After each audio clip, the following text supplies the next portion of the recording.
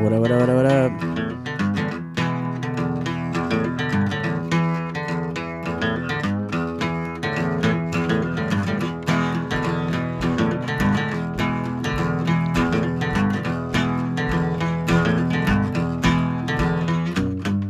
Crazy woman, have you lost your mind? Crazy woman, have you lost your mind? I gotta leave you, woman, leave you far behind. Who the hell do you think you are? Who the hell do you think you are? Get on your broomstick, woman, fly someplace real far. Woo! There we go. Hot welcome. Hot. Oh shit. Best intro on the podcast so far. Fuck it. Cheers to that. Yeah, long time coming. Good friend, lifetime friend, Ernie, has the same birthday as me. Yeah. Which is a funny coincidence. Okay. May 7th, in case y'all want to send us some presents or something. And yeah, we've grew up in Lynwood together, played a lot of music together, did a lot of crazy stuff together. Even book shows for us, man. Even booked shows and did all kinds of stuff. And now we find ourselves here at the podcast. But how many years later? Like what, 8 years later? 10, 9? Yeah, it's been a while. Yeah, since I moved up to the Bay Area and came back. But now I'm here and reconnecting with everyone and, you know, reaching out and seeing what everyone's up to. So I saw you've been quite active recently. You've been doing all kinds of stuff. And I've been checking out your development in your music or whatever and listening to some of your tracks. I even keep some in my DJ tabs in case I'm, you know, I'm playing at a dive bar or something and I'm playing rock and roll and I want some blues and some mellow, like, chill drinking music. I'll play that stuff, all the time, dude. It's good drinking music. Yeah, I'll tag you next time I do on the Instagram post or whatever, wherever. I think I was pretty drunk during that whole time I was recording. Oh man, we're just drinking champagne, hanging out today. Well, not me. But about to Ernie. do it like a fucking fancy guy. There you go. There you go.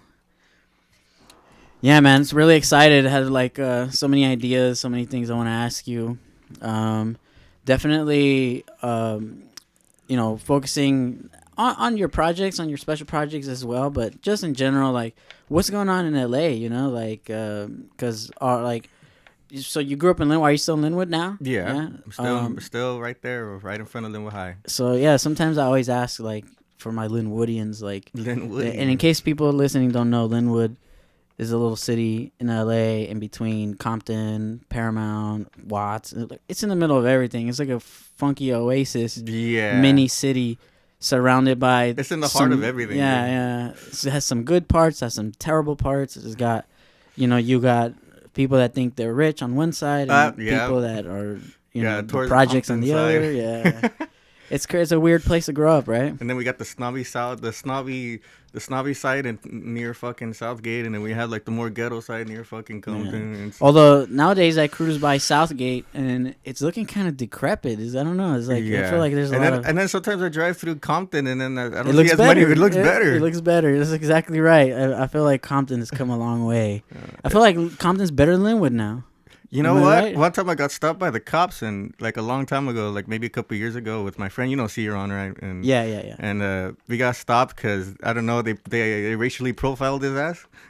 Of course. So they put us back in the cop car and shit, and like he was just kissing ass. We're like, so how's it like in Compton right now, man? He's like, you know what? To be honest, it's actually safer over there than it is here. I'm like, what? Dude, I bet.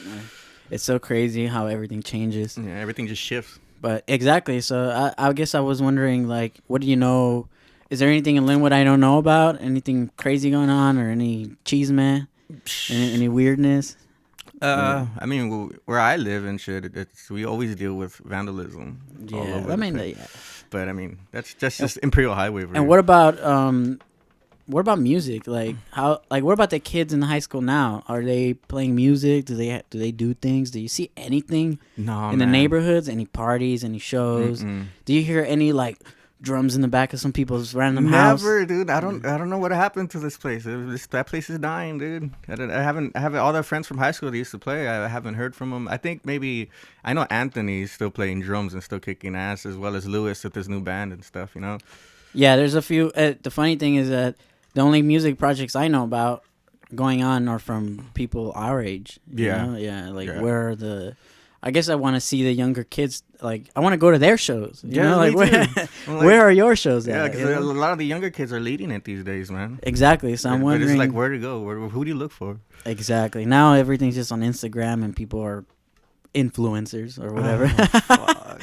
So now we got to deal with that. Now we have reaction videos. Oh, God. Yeah, you got like 5,000 followers. You invite all of them to your party. There's like 2 people. You know what I mean? Yeah, dude. That's every show, every one of our shows. I swear. And back in the day, what was it? You just go have outside, to put flyers and post flyers. Hand and people everything. pieces of paper that you printed at the CVS. For like a black and white. Yeah. And everyone was there. Yeah. Every single person. Yeah, man. It's times are fucking changing. It's getting harder and harder to promote and do all that stuff. Yeah, even people that didn't like you would go to your show. Yeah, hell yeah. Yeah, exactly. Just to see like, oh, what? Ernie's whack. Man, let's just see how whack he is. That's exactly right. I'm not saying you're whack. I'm just saying your haters would say that. Yeah, of course. You know? There has been one where like I was like, fuck, that guy fucking hates me. What the fuck is he doing here? And at the end he was like, hey man, you got down pretty good, and we fucking had a drink together, and I was like, yeah, it's beautiful. It's a good way to bring people together. Yeah, you know, why be so close minded? Why run away from everything that isn't your favorite thing? You know? How you gonna discover new things if you're not checking out new things that you might not like, you know? Exactly. Maybe it's bunk. Okay, it's bunk. What's next? You know, exactly. You never know until you try. Exactly. Even if you don't like it, because you never know what you're gonna like. It's crazy. If you want to put your guitar down, dude, go ahead and leave it on the side so it doesn't get all up in your way and shit. Do that. Put that shit right. I know you were born with it, but you don't have to carry it everywhere you go. Yeah, I came out the fucking womb playing, bro. No, you're honestly a great guitarist, dude. Like, I always thought you were a good guitarist ever since we were hanging out a long time ago. What is that? Murder on Her Mind, fucking Marco and Ed. So what kind of? So let me ask you some basic questions then for listeners. Your name's Ernie. You go by Beano. Mm-hmm. And your band's name is Mojohand. Yeah. And you're from Lynwood. Yeah. And you play all over the LA area. Mostly in the OC. Oh, mostly Orange County. You know, LA is like, okay, be like, all right, we'll book your band, but we'll pay you an exposure. I mean, like, motherfuckers, people die of exposure. Especially today, you get that COVID-19 exposure, you're done. For real, dude. And pay to play. Fuck all that bullshit. Pay to play. Yeah, that's like really a lame part of the industry, you know? Yeah. And so I want to ask you, like, how did you start playing guitar, you know, in your youth? Like, what even got you interested in something like music growing up in Lynwood, where there's not really at the time, and there was shows and things happening, but I mean, you couldn't go to school and learn how to play guitar. You know what I mean? Yeah, it's like one of those things you grow onto it. You know, like you don't have to go to school for. So how did you discover it? From my dad, dude. You know, he's been like there for us since we were little kids, me and my brother. You know, and in our old house, we used to have a garage filled with shit, dude. Like. But he somehow found space to put all his fucking work tools and shit. And every time he had a little tiny radio at the top of like where you can't even fucking reach it. It was always stuck on 88.1, you know. So he was always playing blues and stuff. Yeah, and I like that station. It's a cool station. And he used to like just be like, oh, like you guys like music? And he would like turn off the pop radio and stuff like that. But actually, this was during the time where Santana was popular music. He was pop music at the time. Yeah, when he came out with that Supernatural album, and then we used to ride him around in his El Camino, you know. And he, as soon as what is that song, Smooth? You know, it would come out, he would fucking crank that shit. He was like, look, Funo, that's the greatest Mexican guitarist of all time. And, you know, it's like he introduced me to like Led Zeppelin and fucking Black Sabbath and all these cats, you know. So we just grew up listening to him. So your dad, is he like first generation Mexican, second generation. Yeah, he's first gener. First gener. He migrated over here like when he was like I think in his like early 20s. Oh, got it. So he already had a passion for rock and roll. Yeah. Even before he came to America. Or yeah, whatever, he used to play bass in like in a blues band way back in Mexico.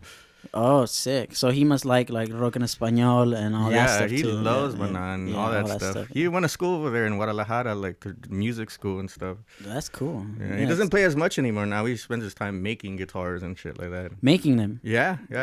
Like custom guitars? Yeah. Yeah, he just gets an idea and he just draws out a body and be like, I think I'm going to make this today. Yeah, fucking get out his bandsaw and just start. So a little bit of word work, a little bit of music. Mm-hmm. Yeah, so I could see why you were interested in the skill, seeing it firsthand and learning about it, the history of it. What do you older gentlemen think are like sick tracks or whatever, and then like for you, you're like, oh, what is that? But every kid is like, I mean, you go ask a kid today, like, do you know about this? And no. Just imagine. Everybody wants to hear with Camila Cabello and fucking, I don't know what the fuck people are listening to these days. Me neither, dude. I'm a DJ and I don't know. All right. It's your job to know all this pop shit, but it's like, who again? Because it keeps changing. It keeps changing year by year. Shit keeps changing. People that were popular 5 years ago, you don't even hear about them anymore. Yeah, the little something phase is gone, though. Yeah. Now it's just a bunch of cool-ass names. Like, what? Blueface? Who's that? Bad Bunny? Yeah, Bad Bunny. Now it's like 2-word, 1-word names. Yeah. Fucking. Yeah. Like, what else? Nah, I can't do it. Lil Yachty, Lil Boat. Lil Boat. Yeah, dude. And so...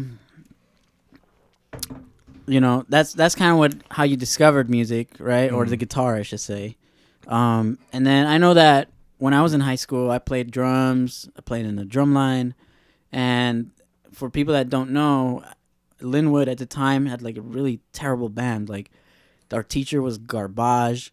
And then like us like learning about music, we didn't have anyone teaching us like the proper like cadences and the proper music and stuff. The band, eventually we got a teacher and they, played music here and there. They learned some new songs, but it was still kind of dry and weird. Yeah, because nobody had a passion for it. Yeah, but what came from that, if you can remember, the one thing that came from us hanging out in the band room was us hanging out in the band room. Yeah. Because what did that do? All of us had some interest in music. So if we didn't learn it in school, we said, fuck it, let's just take it outside of the school, Yeah, let's like when I got to middle school, I was starting to learn how to play guitar, but it was like through Fabian, and then I met in middle school Fabian Perez, and he used to be in Mr. V's class over there in Lynwood Middle School, and we used to Mr. Bernardo. Mr. Bernardo. He worked at the at Lynwood Middle School. And then when it used to be the high school as a band teacher, I think for like 40 years or something crazy like that. He just recently retired, I believe. Yeah, like a few years back. And I mean, and then I kicked it with Fabian there, and then like that's where I learned about all these different kind of punk. People were listening to punk. He was the first one to introduce me to like fucking Sex Pistols and all that stuff, cool. Subhumans and whatever. Like then you see these cats from like high school from the Lynwood band make a ska band, and then you see all these niggas playing fucking like trumpets and fucking trompeta. Yeah. And like, but it's cool, like, cause it stays around the city. It goes from here, it goes to Compton. It's like even the ska scene. It's a pretty cool. It's a really unified scene. That's what I dig about it. There's something that I always thought was cool. That out of everyone that played in our little measly band, we made a bunch of like people that played drums with me became drummers for like famous like Mexican bands and stuff. Like my friend Gerardo, he plays in a sick ass like real good playing banda, some sick shit. And then a bunch of my friends play tuba. They play another like paid gigs type of stuff. They go like they learn from school, and even though it's dry, they don't really have the passion at that moment right there. They grow through it, and then it becomes like a part of their life. Yeah, it's like a little seed that grows later. Yeah, some of our drummer friends went on to form hardcore bands. I played in some terrible hardcore bands. Played in a whole bunch of hardcore bands, or metalcore, I should say. Metalcore, man. Whatever you want to call it. But it was a season. Everyone had a custom painted drum set. I started that trend. I was the first to peel it. Then you had the you had it like nylon green and shit. Yeah, and purple. And purple. And then my friend Tony jocked me and painted his drum set yellow. And he's listening to this. Razo too, no? Yeah. And then Brian painted his. another one of our friends that's also a drummer in the band, and so we got a lot of history, dude. We remember so many things, so many people, so many adventures. Fuck, man. So many crazy things that I don't think kids today so many will talented ever bands. experience. So many talented bands. You know what I mean? Yeah. Like I just feel like it's on a decline, and we're not gonna see something crazy like that ever again. At least not in Lynwood. I mean, just think about how many shows were happening and how often they were happening. Yeah. Oh man, I remember when I was in high school. Remember when we were in high school? I was 16 at the time, and dude, it was like every week, dude. It was every weekend. It was a show. Like if not in Lynwood, then it was always a show in Compton. It was always a show in South Central every week. It was like amazing. And I just recently started like noticing that the ska scene is even more like that now. Like it was dead for a little while. Lynwood started dying. And then now you see like all these kids from high school that went to shows. Now they have their own production teams, and now like everybody has a production team now throwing ska shows and shit. Yeah. I mean, we did a lot of the things we did when we were young. We did out of necessity, not so much like fun. And a lot of times we did it for fun. But like one way I like to think about it, like I would never been a DJ if it wasn't that I got paid DJing. You know what I mean? Like, whenever I played gigs by myself with bands, like, well, one, you got to deal with the ego of, like, 5 heads, you know? Yeah. And then that's also very difficult. And 2, you hardly ever get paid as a young adult playing music, whether it's guitar or drums or anything. It's like super hard, unless it's unheard of. Unless you're playing in a Mexican band, because there's so many Mexicans in LA. You'll always get hired for quinceañera, bautizo. They like, get all paid. that stuff. They get paid bank, dude. Yeah, they I make remember money. my friend Leonardo. Like when I was in high school, he was already in a fucking grupo, and like he would come out like he making like thousands of dollars over the weekend. Like, yeah, it's crazy, ridiculous. So like I learned a little bit about that. You know, why do we throw shows? Just to make money, you know what I mean? Yeah, we charge people entrance, fundraisers. Yeah, there's a fundraiser show for everything. Yeah, you know, someone's dog got run over, a fundraiser show. You know, yeah, you know, anything. And I remember like all the ideas we had for like how to throw shows, how to make money. It's like little mini entrepreneurship stuff going on. You know, like we were like, you know, how can we decorate for Halloween? You know, so everyone could come. It'd be a ratchet Halloween party, or how can we make it so that it looks extra gory or whatever, you know, like. And there's always, that's why you see people have like whole ass production teams now, because like there will be a show to be like, oh, like what band do we get? And one of them will be like, well, I know this band. All right, why don't you come be in part of our team? And then they'll be like, oh man, what are we gonna get? Like, how are we gonna get a keg? He's like, I know a guy who does kegs and stuff like that. Bring a keg or whatever, you know. Yeah, like, yeah, collaboration, and it's working together to make things happen, and big things too. It's like when you see that, you'd be like, damn, this all started off an idea of one person, and then it just kind of just grew onto other people. Yeah. I like to think that I've had a positive impact in the community when I was in Lynwood, you know. You were the only one, like, for like at least a little while, dude. You're the only one, like, keeping it alive there. And, you know, like, I did throw some shows here and there, even at the old bike shop. Yeah, I miss those. Go to them. I miss those bike shop shows. Or I was the one DJ DJing at playing cumbias at a metal show. You used to have like everybody come and DJ too, like Alex. Yeah. You know? Everyone would come and DJ. Yeah, rest in peace, Alex. Rest in peace. Yeah, it was a good time. Yeah, it was good memories. But in that note, you know, and like seeing like, you know, that's where we come from. That's how we evolved as musicians, right? And everyone that we know, basically, it's a small town, but it's a big town at the same time. And it's a close town, and it's connected to everything, but it's also its own thing. Yeah, it's kind of an interesting little thing. But now that we are, or how my mom would say, now that the birds flew out of the cage, you know, now that we're out of, we're out on our own, out on our own, doing our own things. What are some things that, because I know, because I follow you on the internet, of course, and I heard you, or I saw some posts of you, you know, saying things like, hey, I'm struggling with my career, or I'm having a hard time thinking about, you know, guitar, and maybe I want to do something else.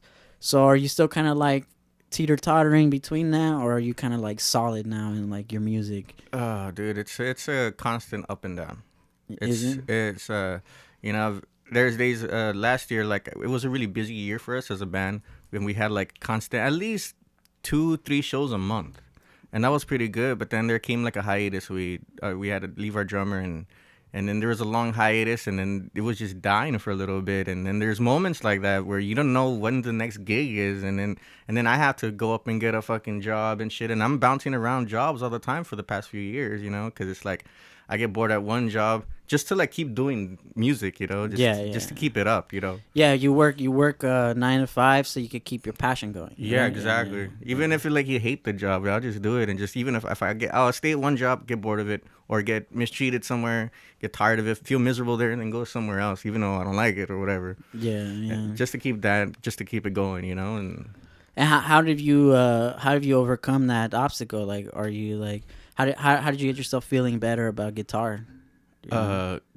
Dude, to be honest, I received a great blessing through finding management, like an actual manager at a guitar contest that I competed in. And I met him, and we just kind of hit it off, and he just kind of like became a father, and he represented me and started helping me get gigs and paid gigs too, like for the first time in my life.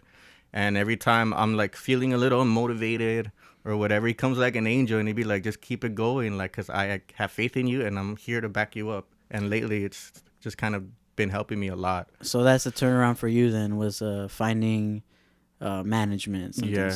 So you're technically not an independent artist anymore, right? You're like... Well, I mean, we're not like under any contracts or anything. Like it's still DIY for the most part. Okay, I gotcha. Yeah. Yeah. But he does all the heavy lifting, you could say. Yeah, the negotiating and all that stuff, you know. And then you just get down to rocking out. Show up and play. Show up and rock out. Yeah. Hell yeah. And that's something that not many people have, you know. Yeah, that's you're right to call it a blessing. So that's keeping you on track now, getting you your gigs. And now we're becoming very active again. So I'm really excited about that. That's good, yeah. And I saw the quality of your Instagram posts and Facebook posts, the pictures is all higher quality too. Like, is that something that you do, or is that something that he does management? Like, he does too as well. Yeah, takes pictures, his wife. Oh, okay. Like she is the one that like goes on Adobe workshop or whatever and like makes all the flyers for us and stuff like that. Sick. So it's all like, it's become a real family, you know. Like he's given me a family too, you know. So it's just like he's not just a manager, but he's also become like a father figure to me. That's cool. Yeah, I understand, you know, like where you come from when you say that, because hardly anyone in Lynwood grew up with like a proper, like, what would you call it, nuclear family, you know? Like, so we're all looking for something, or we're all missing something. Yeah, because you know, and some of our own families, they don't see the talent in you because they never see you like doing at your best, you know. So at first, like, it's like whatever. But isn't that funny, dude? Like the Mexican trope of like they don't want any of their sons to be any kind of artist or musician, because automatically they're just like, you're a bum. You're not making no money. Exactly. What's going on with your life? It's like get the hell out of my house. Because it is true. Yeah. I mean, it's like, because you can have talent, but it's a slow upward climb.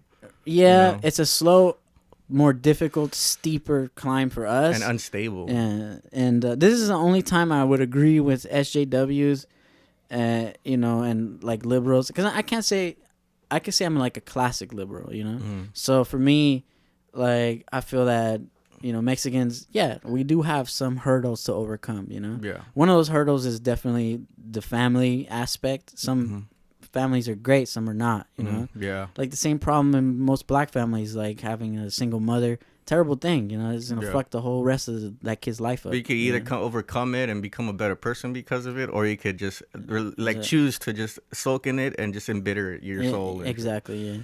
So that's kind of interesting. Like, you know, mostly like in Mexican families, how they're so like discriminatory against their children being painters. Yeah, like not exactly not exactly discouraging, but definitely like what you said. Like they're just like they're not so confident about it. Yeah, they're like, why aren't you going to school to be a doctor? Or why aren't you trying to be a lawyer? Or why aren't you trying to, like, look, Mom, let me tell you, if I go to school to be a doctor, I'm gonna be in debt. Yeah. And when I get my degree, I ain't gonna get a job. And what if I don't like it? You know, like I'm just gonna be like, she's like, but you're gonna be making money. And we're like, well, doesn't mean I'm gonna be happy. Well, forget the doing what you want to do in your life for your career aspect. Forget that, because Mexican people don't even know what that is. Yeah, exactly. they didn't get the chance. They didn't have the opportunity. They take what they can get, and that's totally fine. Yeah, that's good too. They came here. into a country that's not theirs, and like how they say, beggars can't be choosers. They had to learn our language. They had to learn English. And... Except we're not. We didn't come to this country. We fucking were sprouted here. So like, at this point, we really can choose. We have opportunities. We can choose. Yeah, we can choose. So I guess it's a little difficult for older people to realize that times are changing and school's different, you know. People could wear tattoos and still have good jobs. You can have a bachelor's degree or work at Starbucks, you know what I mean? Yes, dude. Fuck. You could have a master's degree and barely own a little coffee shop. Yeah. And most of those people are doing things like that, independent business. I mean, you know, I've always been into independent business. Like I remember we used to go to school in Fireball, and this one chick came out and she graduated. I seen her 5 years later. Now she has her own little coffee shop over there with a hand park. Oh, cool. Yeah, right. I forgot what they're called. The something collective or... Oh yeah, those are our friends. Yeah. There's a group of people. Yeah. They're doing it themselves, and it's fucking dope. Yeah, a lot of our old school friends. Yeah, they have that small coffee. Actually, they approached me when I was still in Lynwood to set up that small coffee thing in the parking lot, but the park is so much better, you know. It's just cooler. That was a good move. Yeah, of course. Park. Yeah, I mean, I was aiming for when that park was being built, which, so people that don't know, Ham Park is a new park that was built in the city of Lynwood because the area was so disgusting. Yeah. Before they put that park there. Yeah. I mean, we're talking about liquor stores, crackheads, and prostitutes, projects. Like the nastiest shit you could imagine was in that area. Mm-hmm. And they said, you know what? We're just gonna incinerate this shit, and we're just gonna put a park there, right? Lynwood does that. For every time something terrible happens somewhere, they just put a park there. Yeah. Like by my house, there was an alley where they found a little girl's body rolled up in a carpet. What did they do? They put a park there. I swear to God, they put a park there. Damn, that sounds kind of morbid. It is, dude. Because like every park you're gonna have to see it. You walk by the park and be like, "Damn, this is here for a reason, and not a good reason." Covering shit up, you know. The city's great at that. It's a conspiracy. Yeah.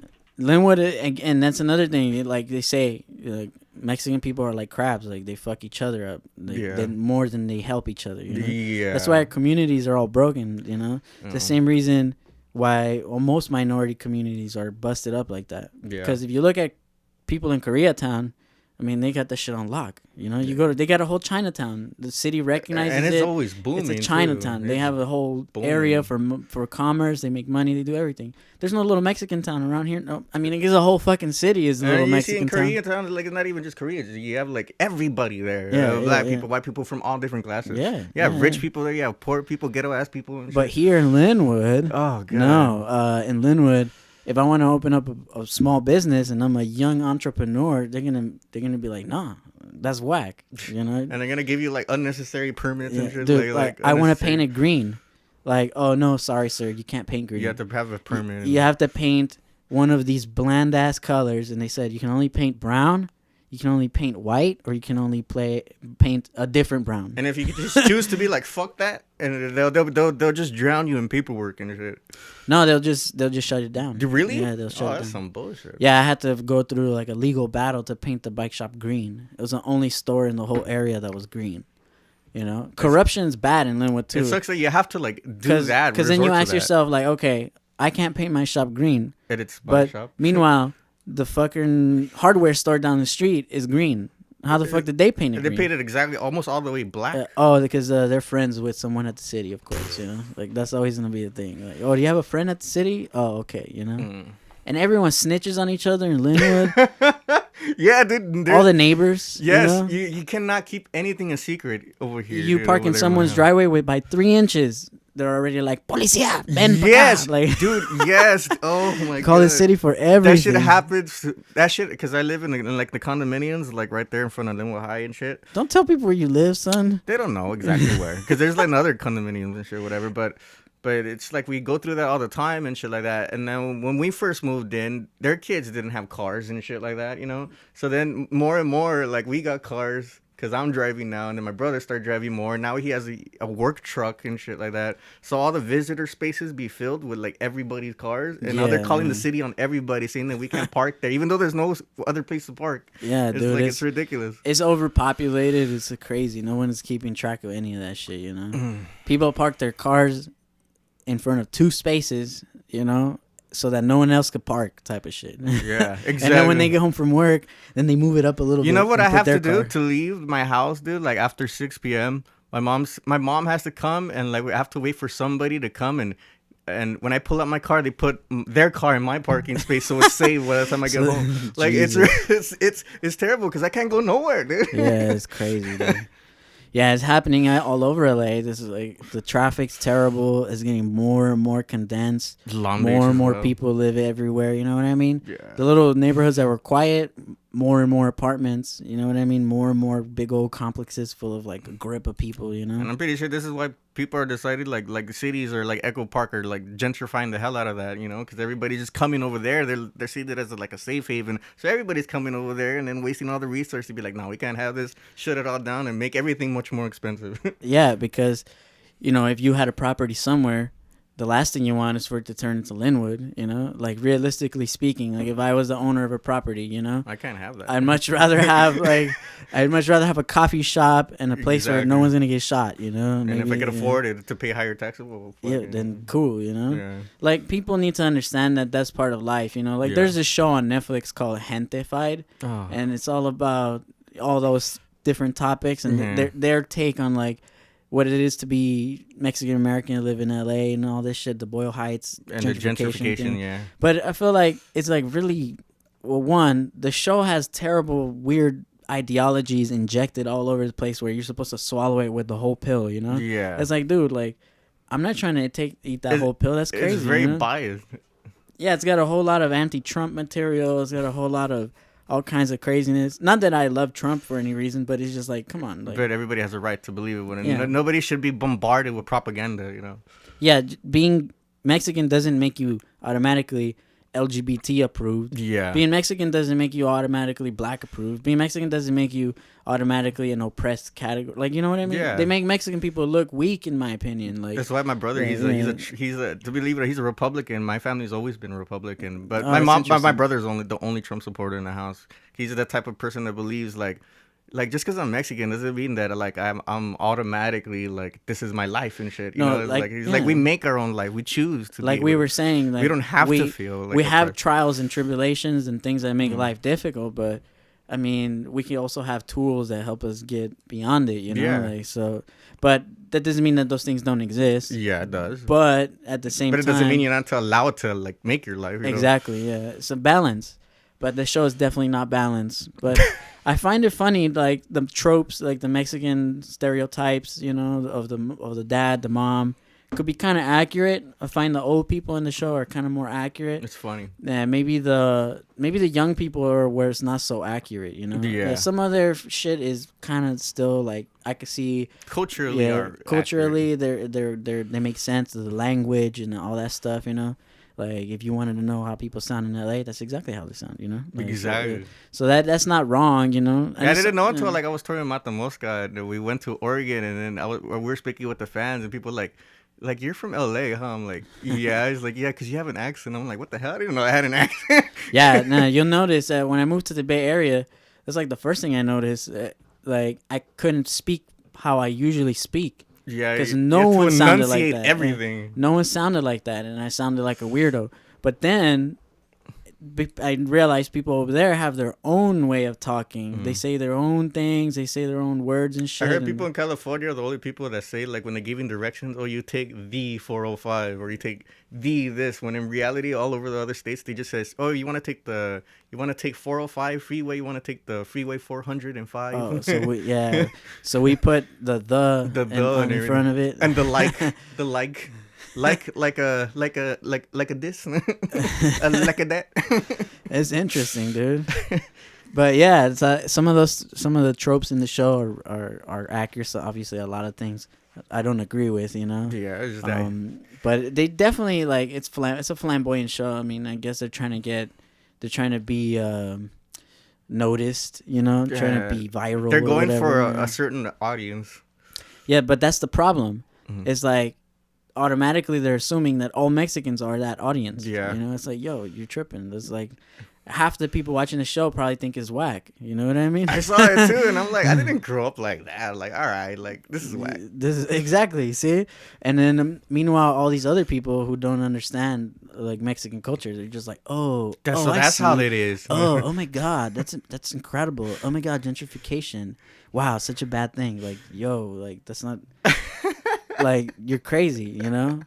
And not to say that the show or the tropes are like negative in any way, but the parents, they make them out to be victims. It's hyperbole. It's hyperbolic.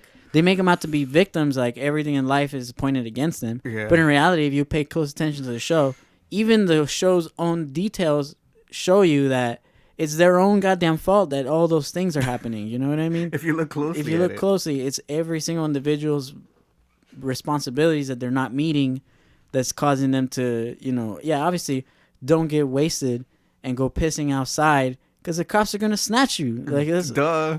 Okay, yes, there's racism. And yes, if they see a Mexican, they're going to pull you over. That reminds me of a time at your shop. And I want to go, when we were drinking, and me and my friends, and I forgot what, but like I told you I was going to go to your shop and whatever, and you said, all right, come through. But then at the moment, I went up there, and like you always had the little gate kind of like a little crack open. Yeah. And I didn't feel like, because we knew each other for a long time, I didn't feel like that bad, like just to go inside in the little crack and just knock on your back door. And then as soon as that happened, whoop, whoop, whoop, whoop, I was like, oh, dude. Damn. And then my friend Fabian was meeting in C-Ron. They always had like on the hood of the car, and like they're like looking through our wallet and stuff. And this is during the time that I was trying to like enlist in the military. And you remember, you're like, dude, you're a dumbass for doing that. Yeah. But they had the little card and the little recruiter, and it says, you're trying to join the military. All right, you guys are free to go. And then like Fabian, they caught him with like a whole big ass bag of weed like this, and he's like, what's this? And my Fabian was just like, my weed. But he gave it back to him luckily and shit. Because we weren't troublemakers and shit. I was like, this is my friend's shop. He told me I was gonna come over. He's just not here yet. And he's like, all right, you're free to go. Just stay away from this shop until he gets there. I'm like, all right. It could have been that. It could have been that they were just scoping out the bike shop altogether because the cops didn't like us. You were already having problems with the fucking city. The Lynwood Sheriff's Department, since they don't have like. Lynwood doesn't have their own police department because they're so broke of a city that they steal all the funds. Yeah. So yes, they do. Instead of hiring like Lynwood police, right? Instead of doing that, they said, "Nah, we're just gonna have the Lynwood sheriffs or the LA Sheriff's Department cover the area." So we get the most asshole, douchiest sheriffs of the whole city in that town.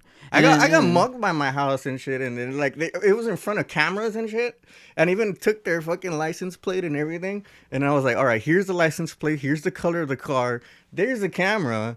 Like, can you like help me out? And they're just like, well, how much was your stuff worth and stuff? I was like, about $500, and he's like.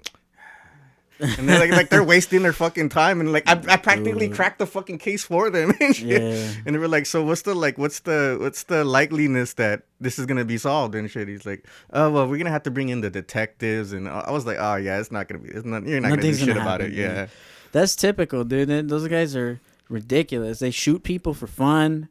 You know, they have like a literal gang, right? They call themselves the Lynwood Vikings.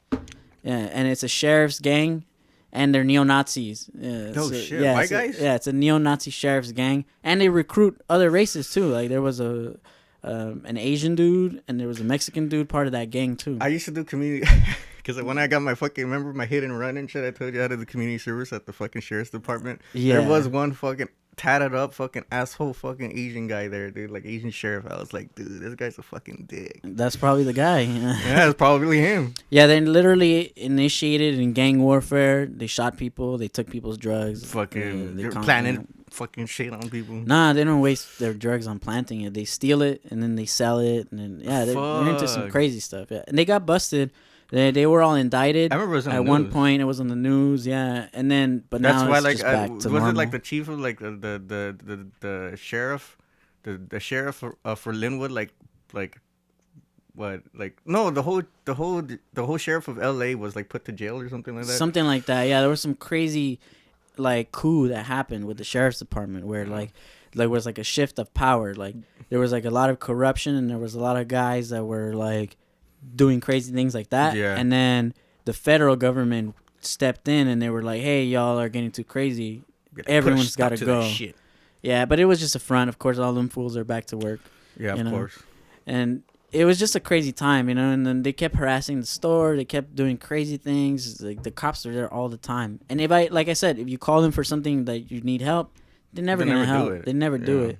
And if they do come, it's just to make things worse. Like, if two people fight and you call the cops, then they get both beat up with no questions asked. They'll take the two guys. They'll take the guy that called the cops. They'll search his house, and if they find something, they'll take everyone. That's how they do it, Oh yeah, you know what? That's happened just like at my close to my pad. Our neighbors, like one day we just woke up like at 11 p.m., dude, and we had like a whole ghetto bird and everything, the fucking big ass, police vans and shit like that. Even the Southgate police joined in and shit, and they fucking had the whole house surrounded with guns and shit, and all for like a little thing, dude, like shit that I think like a robbery, but it wasn't even them and shit like that. I don't know. What it gets crazy over there, man. They're serious with the violence. Yeah. In Southgate too, they're pretty like the Southgate police. They have their own police. Yeah. But those guys are assholes too. That's why I hardly ever really venture into the area no more, unless I have to. Yeah. I don't like hanging around there because I feel like I'm just gonna get busted just sitting down. You know what? I haven't even kicked it in Lynwood,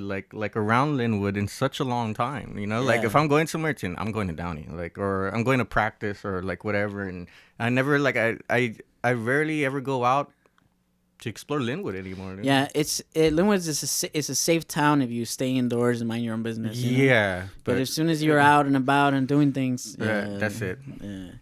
Yeah, dude, it's crazy. And from the looks of it, like it hasn't really changed in the past 10 years. It seems like it's kind of the same deal. Thing. Yeah, same exact thing. Same graduation. I don't think it's gonna change, to be honest. Yeah, maybe if the gentrification spreads far enough and the value of property starts skyrocketing, eventually they will move most Mexicans out. I mean, most Mexicans are already shooting really far. They're already going out to like. At first, it was like, okay, they're in Huntington Park, East LA, Maywood, these areas, right? Now they're coming to Buena Park. Yeah, they came down. Yeah. They came down to the southeast LA area. And close to close to Long Beach and the OC almost. Yeah, now Paramount is Mount and you Lakewood, fucking you read a quinceañera and shit, quinceañera-landia and shit. Yeah. And my mom calls it Paisalandia, Huntington Park. And then now Orange County is flooded with Mexicans. Yeah, Anaheim and fucking Fullerton, Garden Grove. Which is really funny because there's a lot of right-winged conservative people. So it's fucking completely polar and shit, but you have them all living in the same fucking place. Yeah, and then eventually they're going to make it all the way out to God knows where. I mean, they're already in the desert. Fresno, Victorville, freaking Inland Empire, all that stuff. My uncle lives in fucking Palm Desert, dude. Like, yeah, Palm Desert, Palmdale, fucking all that stuff. San Bernardino, like who lives over there? I don't know. Everybody lives over there now. Yeah, it's such a weird, and there's a lot of activity over there too. I've been noticing. There's a lot of tweakers. There's a lot of crackheads. Oh yeah, you gotta as soon as you get to Victorville, boom, and they're everywhere at every 7-Eleven. Tweakerland. Tweakerlandia. But there's a lot of ska shows and stuff up there too, right? Yeah, but they crack. It's usually why is it the most ghetto-less of fucking cities that throw the fucking sickest of shows? You gotta have the nastiest town. Yeah, you do. The one where no cops are gonna fucking raid shit. Like you could have a fucking have someone stabbed at a fucking show. How many shows have I seen you at since we started going to shows since we were young? Damn, dude. Probably 1 million. But remember those shows that I used to do? Because I'm sure you remember I used to do equipment rentals for different production companies. I would set up a drum set and the back line, the bass, everything, the lights and stuff. And I remember we went to the nastiest lot in South Central, like off of like 92nd or something, like near Alameda, near like some industrial I place. remember you even threw a show one time in Compton. It was like just a big ass dirt lot. It was they had horses and shit, but they moved the horses out for us to have a party. That was a crazy ass party, dude. I think Lewis. Hey, Lewis, shout out over here. You fucking came and Archaism played, and I forgot who couldn't make it or whatever. So Lewis was already drinking at that fucking show, and the whole time he's like doing ground vocals and shit, and just like fucking tipsying around like this, already drunk and shit, throwing up on the floor, still fucking singing and shit. There was dirt everywhere. Everywhere. So when people would mosh, dude, dirt would just go up everywhere. You leave the place like just covered in dirt. You go home, you blow your nose, it's just black. And then I had to Oh, the whole day, the next day, dude, I had to like, cause I had the half stack and shit. I had to like wipe down the whole damn thing, even on the inside. And I had to like wipe down my guitars, my case, my whole damn clothes. I was like, damn, that was a night to remember. And then some people don't know those things existed. You know, it's crazy, super underground shows. Just in Compton, in industrial areas, in especially Lynwood. in Compton. I remember we went to a show like when I was still in high school, like in Fireball, 17, and we went to a Compton show, and then it got raided there, so they moved it to like this abandoned church and shit, and people were like, you know, like it was like 2 stories, but they didn't have no more railings there, so people were just like fucking jumping and shit and fucking climbing the shit to get up to the second floor. Like, it was crazy. I was like, man, I was like, those are some good times, good memories of my childhood, you know? Yeah, super dangerous. Could have died at any one of those parties. Yeah, but I could have got robbed. I could have got my equipment jacked. Like, the amount of risks that we took, we had to have been really stupid to have taken them. You know what I mean? Like, yeah, but I mean, that stupidity given us a lot of happy memories. So. Yeah, but now looking back, like I wouldn't do half of that shit. Yeah, me neither, dude. I was like, what the fuck? That shit looks like a damn trap house. Like, I ain't going up in there. Dude, plenty of parties I went to we were just talking about this the other day with my girlfriend, you know, being at parties, and then all of a sudden the indoor parties, the ghetto is kind, and then all of a sudden someone brings out a gun or something, and now we're flipping tables and hiding under the tables, and, you know, and like causing mass hysteria. Yeah, dude, it's crazy. Some people don't know all the history of all the stuff that goes on down here, you know? I mean, I sure did, and shit. That's why I was doing all that stupid shit. And it was worse before your generation, I think. Because how younger are you than me? Like 3 years. 3 years, something like that, yeah. Yeah, before my generation, those guys were definitely fucking up, you know? Yeah, their shows were cool and all, but, like, people were dying, people were ODing. ODing, yeah. There was a big drug problem. Of course, a huge drug problem. And the drug problem has become less worse. It's calmed down, yeah. And then now, like, all of our friends that were junkies in their youth are now... in church. Like, you know, they're, like, living their second life, you can say. You know what I mean? Thing, though. Sometimes it takes that for someone if I could just really hit rock bottom for them to like really make a huge improvement in their lives, you know. Yeah, and so there was sad though because it shouldn't happen. There wasn't a lot of casualties, I guess we can say, you know. I mean, they're just like we did. Yeah, we were lucky that that when I was going through shows, I was really lucky that nothing really that bad ever happened. I mean, the thing that people don't realize is how dangerous alcohol is, you know. Like, you know better than anybody. I know that. Yeah, you know, people that need to understand, like, this is a PSA now. We're going to do a public service announcement about alcohol. You guys ready? Yep. Alcohol is terrible, man. Like, how many dumb things did you see me do while faded in our youth? Probably too many to count. But let me put on my shoe and cut my toes. But yeah, there's always cops. There's always some shenanigans happening when you're drinking, you know, and you just you're not in control of the situation. You think you are. You hop into a vehicle you're not supposed to be driving, or you're hopping into a car with friends who are wasted, who are not supposed to be driving. You don't even know. You're just. That's how I got into my accident. Yeah, tell us about your accident. What happened there? Man, I just had a friend, and he introduced me to other friends about to move over to my house and stuff. And damn, man, I had just met those cats that day, because through my friend Ivan, and we all came to my house, and we went to, it was New Year's, like right after, there was a big New Year's party, and yeah, man, I really fell in love with those cats first day, because they were really, really, really charming people and stuff like that. And then at the end of the day, it wasn't the driver that was drunk, he just liked the speed, you know. Oh, I see, yeah. And then I met his brother, and his little brother, like, sadly was the one that was instantly killed. And I was sitting next to him. I was supposed to sit where he was supposed to sit. Right. Yeah. But that's where when I used to have a bad alcohol problem, you remember, and stuff, I just pass out everywhere, throw up everywhere, all over the place. And then hear from my friends like, "Oh, do you know what you did?" And I'll be like, "Dude, please don't even tell me what I did. I don't even want to know sometimes, you know." But after that accident, it was kind of, you know, a tragic. But it was a blessing at the same time, because I stopped drinking. Did it help you get, so you got past that? I got past all that fucking passing out everywhere and stuff like that. And I thank God all the time that happened. Well, not, but to me, you know, Because if it wasn't for that, I don't know where the fuck I would have ended up. You don't thank God that it happened, but you thank God that you were able to. That it made a change. Yeah, exactly. Yeah. So that's interesting. Yeah. So you were. I remember I saw it on the news. I think. Yeah. Or somewhere. Yeah. You were involved in an accident. Someone was killed. I was like, oh damn, that's. I crazy. didn't even believe it at first because I was in and out of consciousness, and I woke up. Did you get hurt pretty bad? You know what? I did a little bit, but I mean, not compared to everybody else that was in the car. I was like the luckiest one, to be honest. What were some of your injuries, if you don't mind me asking? I had like hairline fractures like throughout my skull in the back. I had like a bad fracture right here, my orbital. A lot of road rash, and I had bleeding in my brain a little bit. Damn. You came out the car? Yeah, we were all ejected except like the passenger, I think. But he was the one that kind of like stayed awake through the whole thing. And so like even then he suffered worse than I did because he saw everything happen, and then he seen everybody there, and he had been like struggling through like PTSD and stuff like that for a long time, you know.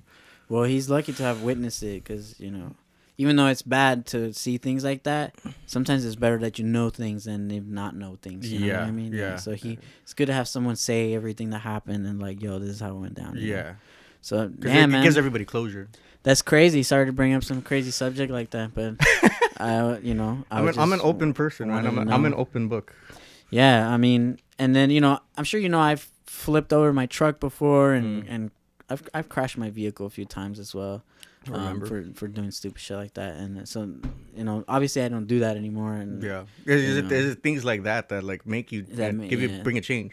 Yeah, it's not. It's that there's a lot of risk factors growing up, and we really like needed more guidance. Obviously someone should have told us, hey, you know what I mean? Because most of us only kicked it with like people our age who were just equally as stupid. Yeah, so we didn't. We never had anybody like positive influence in our city and stuff like that. There was no OG that was like, hey, bro, listen here. We never had that. We had to learn through ourselves. No, instead we had old ass niggas that would still go to the show. 35-year-old dudes trying to pick up on like 20-year-old girls. Yeah, and they would be the ones causing shit. Exactly. They're not helping anything. You know what I mean? They're making things worse. Dude, it's so crazy. Like those cholo fools that go to a show. Hey, fool, you going to a show, huh? Are you gonna see some of them rocker bitches? Oh, you're a rocker, huh? Oh, you're a rocker, huh, fool? Oh man, you think those rocker fools drink Coronas, fool? I'll be like, okay. Hey, I got the coronavirus. I got a 12-pack. No, I don't get the coronavirus because I drink nothing but puro modelo, fool. Dude, it's a lot of fun having you on this podcast, dude. I appreciate you coming by and fucking talking about everything. Thanks for having me, dude. I still trip out that we have the same birthday. I always remind you. Yeah, me too. So I'm going to pull up some stuff on the screen for everyone to check out. All right. So we can get in tune with what's going on today. I know, we had a lot of Lynwoodian history going on this podcast so far, and we've talked a lot about our past, and all, but that's just because Ernie's my good friend. And so we're not going to focus on any particular subject or talk about any particular matter. Well, this is the first time I've seen you in, like 2-3 years? In a long time, yeah. In a long time. Yeah. So that's also cool. That's why we're so excited.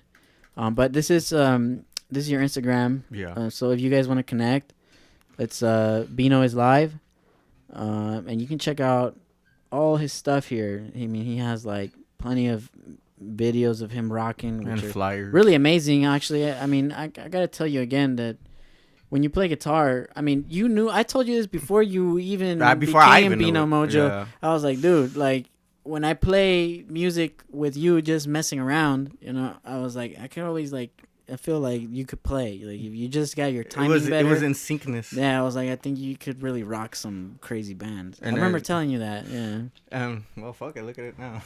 So, and I opened up for Malo that day. Yeah, Malo is a great band. I even got to sit in with them in the last song. It was really fucking dope. What the hell is this? I can't see. Oh, my God. Why they do this? We experiencing technical difficulties. Instagram wants my info. They're tired of me looking through Instagram for free. Fuck a big brother right there, man. Dude, that's gay. I was just getting ready to show your flyers, but we have your release party here as well. Yeah. In case anyone's interested, this is Saturday. That's tomorrow, right? No, that's next week. This Next Saturday. But I do have a show next Saturday. I mean, this coming tomorrow. At PCH Club in Long Beach. That's we're opening up at that same spot pretty much. Oh, tomorrow. Cool. So yeah, if you guys want to check this out, PCH Club. Mm-hmm. Yeah, dude, this is gonna be a rad one. You need to tell people that I play music so that if you need a DJ or need someone to fill in stuff. Yeah, well, you're you're one of the best drummers I ever grew up around. Because remember when you played, you could play fucking right-handed, left-handed, in anybody's drum set too. Like you could have a fucking cymbal here, a cymbal there, and just be like. That's just because I'm left-handed. Yeah, so you had to be. You're forced to be ambidextrous. Because I had to learn on other people's equipment. So then I got my own, and then I started playing right-handed. Or left-handed, I should say, like how I should have been playing. You know, I was like, you know what, this is not that great, and I just stayed playing Switch the whole. It's like learning how to skate Switch and like learning Goofy, and then not going back. You know, it's the same thing. But stand-up percussion, I like more. You know, technical quads. Stuff. No, like timbales, congas, and all that stuff. I always had a thing for all the percussion stuff. Here's a picture of us at with shout out to Monster. He's right here. Fucking that fool was a maniac, dude. A maniac. Maniac, fool. Fuck, I miss that fool to death. It's like never like one. You can't go to like fucking Monster's pad and not have a good time. Like he's borderline like he's borderline insane. But I love that about him. He's legally illegal. Somehow in his mind, everything he does is borderline legal. But you get the hint that it should be illegal. Yes, I mean? Yeah, hell yeah. He loves to like fucking just bend the rules to as far as it could go without breaking it. And this is when we were trying to, or he recruited us to play in his band Proyecto Macabro, which is a crazy band. That was a good band. They had so much potential. I think he's starting to. They should do it again. They're doing it again, right? Exactly. Yeah. So he has something going on there. But at this time, he was going through a phase where his band members left, and he was trying to. Yeah, I remember like that guitarist, that right there. Like, I mean, we went through like I don't know how many bassists. I don't know how many fucking guitarists we went through, and within like 3 months. Yeah, see, I'm not even playing actual drums. I'm playing I'm playing a pad, a drum pad. The damn Octopad. Yo, that Octopad's so dope. That was a dope ass. I still have it. used to love to fuck with it. I still have it right here. Yeah, I know. I see it. I was like, oh, the great old Octopad. We used to rock with that thing. I bought it as a birthday present for myself a long time ago, and I still have it. I don't think I would ever get rid of it. There's some things that you just don't get rid of. Yeah, exactly. But we did some other like shows before I left LA. I tried to do some rock en español stuff. I remember you came through to that. That was good fun. Yeah, man. So it's too bad I can't browse your Instagram. That's terrible. But we have also your where we can find your, because obviously the most important thing is your music. Yeah. So if people want to find your tracks, you can go on Beano Mojohand.hearnow.com. Yeah. So, and you can find our Spotify too, like we have our whole album there. And you could purchase it through any like that site is like a hub for you where you could find anywhere to purchase it or whatever. And we can follow bump us, here, Yeah. Off your link right here, we can bump it. Who the hell do you think you are? Hell yeah. We're gonna preview your tracks. Hey, I'm not gonna get copyrighted, right? Nah. You have my permission legally. You heard it. I have his permission. I like this. That's the one I wrote. Yeah, we have it's a mixture of some blues covers and some original stuff. So that's an original of ours. Won't you pour me a shot? The beers are flowing and the vibes are cool. Say bartender, I'll have a brew too. Guitars are plugged and they're ready to go. Yeah, tonight we're gonna give you that rock and roll.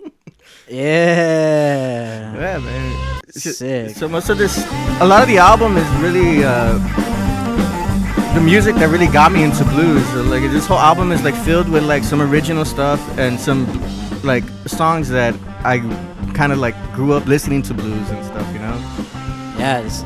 These are the songs that I kind of wanted always to play, and that gave me my introduction to like start playing blues. And how'd you find blues out of all the other? Because you played a lot of other genres, of course. Like Metalcore, fucking what ska. gravitated you towards this? And even my father, dude, he always listened to blues ever since I was little. Even when I was my first 5 years of playing guitar, I was playing everything, you know, like I was playing pop, ska, fucking anything that ever caught my attention, you know. But my father, since then, like had already tried to always try to instill blues in me, but I was young at the time and I didn't get it. I was like, Dad, it's just the same chords over and over again. He's like, nah, you'll get it when you're older, watch. And then sure enough, like I went to a shop one day and like he had this new Buddy Guy CD playing. I was like, damn, Dad, who's that?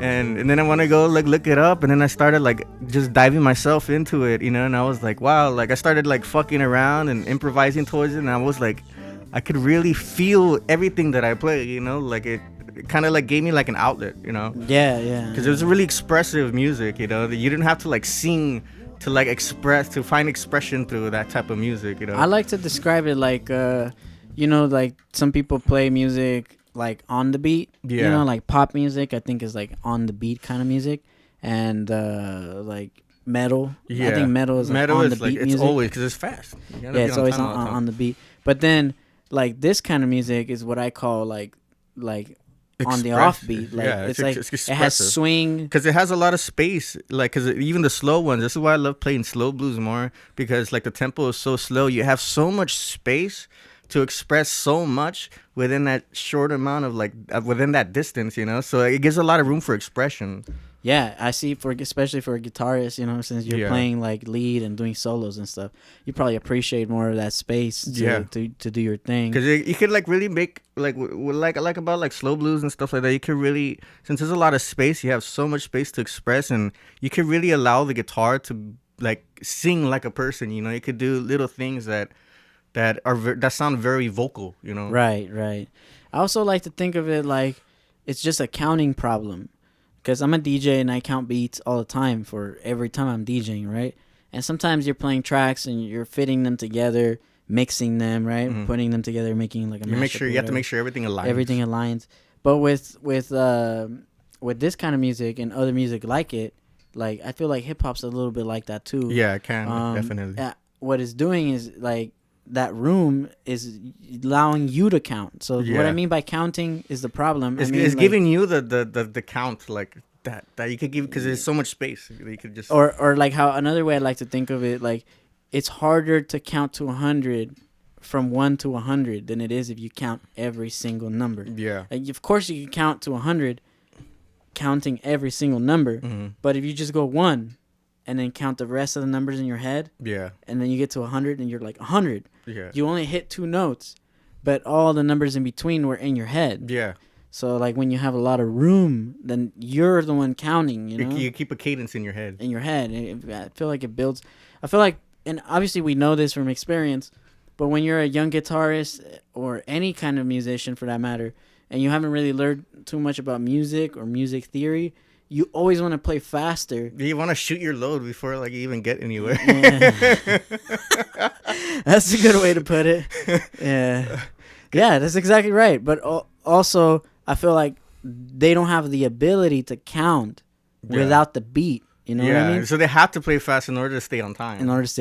Yeah, exactly. Because their timing skills, if you give them if you space give them to fill, so much space to be like, and they come off on like a whole beat behind. And exactly. Yeah, exactly right. So it's a matter of counting. Yeah, you know, like when I started playing slow blues, you know, like I couldn't. It was so slow that at first I couldn't fuck with it, dude, because I would always come off beat, or like my phrasings, like I would do fast shit, but then it would come off like a whole beat off time. Like, and we're like, so like it's cool because once you finally get the hang of it, it teaches you how to flow.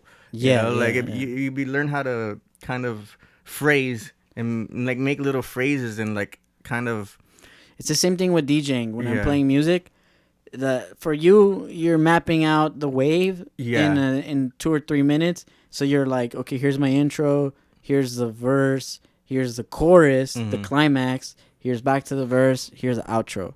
But in DJing, I'm doing that, but across 8 hours or however long I'm DJing, 5 hours or 1 hour. Yeah. And what I'm doing is I'm selecting music And I'm doing that. I'm Yeah. making it more aggressive. Transition. Bring it less. Bring it down. You're playing with the dynamics. Yeah. Exact dynamic. Sure. Yeah. Let's call it dynamic. So I'm giving like 5 hours dynamic. And just building up to like to bring a point of tension in people. But inexperienced beginner DJs, what will they do? They will just hit you with like fat bangers from the beginning. Yeah, and then run out of bangers at the end. And then people are just like, damn, I can't twerk this hard. You know yeah, they get fatigued. Then they get ear fatigue, and people leave with fucking headaches and shit. Yeah, and then you can't do that. You know, you gotta give people breaks. Yeah. Even electronic music producers know this. Like even fucking Deadmau5, if you listen to Strobe, like his Strobe is just like it's just a constant slow build up. It isn't like in Strobe and Deadmau5, like it like even like more than half of the song is just still building up. Yeah, and it doesn't drop until like the third, fourth of the song and shit. Exactly, and they have progression. Progression. They build up. They put things, they add things, and then they take things away. And then they just off like maybe like whole seconds of silence and shit. So when they do bring the big thing, like it's like holy shit, what the fuck just happened? It's harder. So that's all those things considering that's progression, you know. Yeah. And when you're a young musician, I guess we just don't give a fuck about progression. We just there's a lot of music like that doesn't like really give the opportunity to like psytrance to me, like the new like style of music psytrance. It's more like it's more like just the deepest drum, like the deepest techno you could think of, just like doons, doons, doons, doons. That to me is like the metal. That's like the death metal, not even that, like the metal, black metal of rock music, right?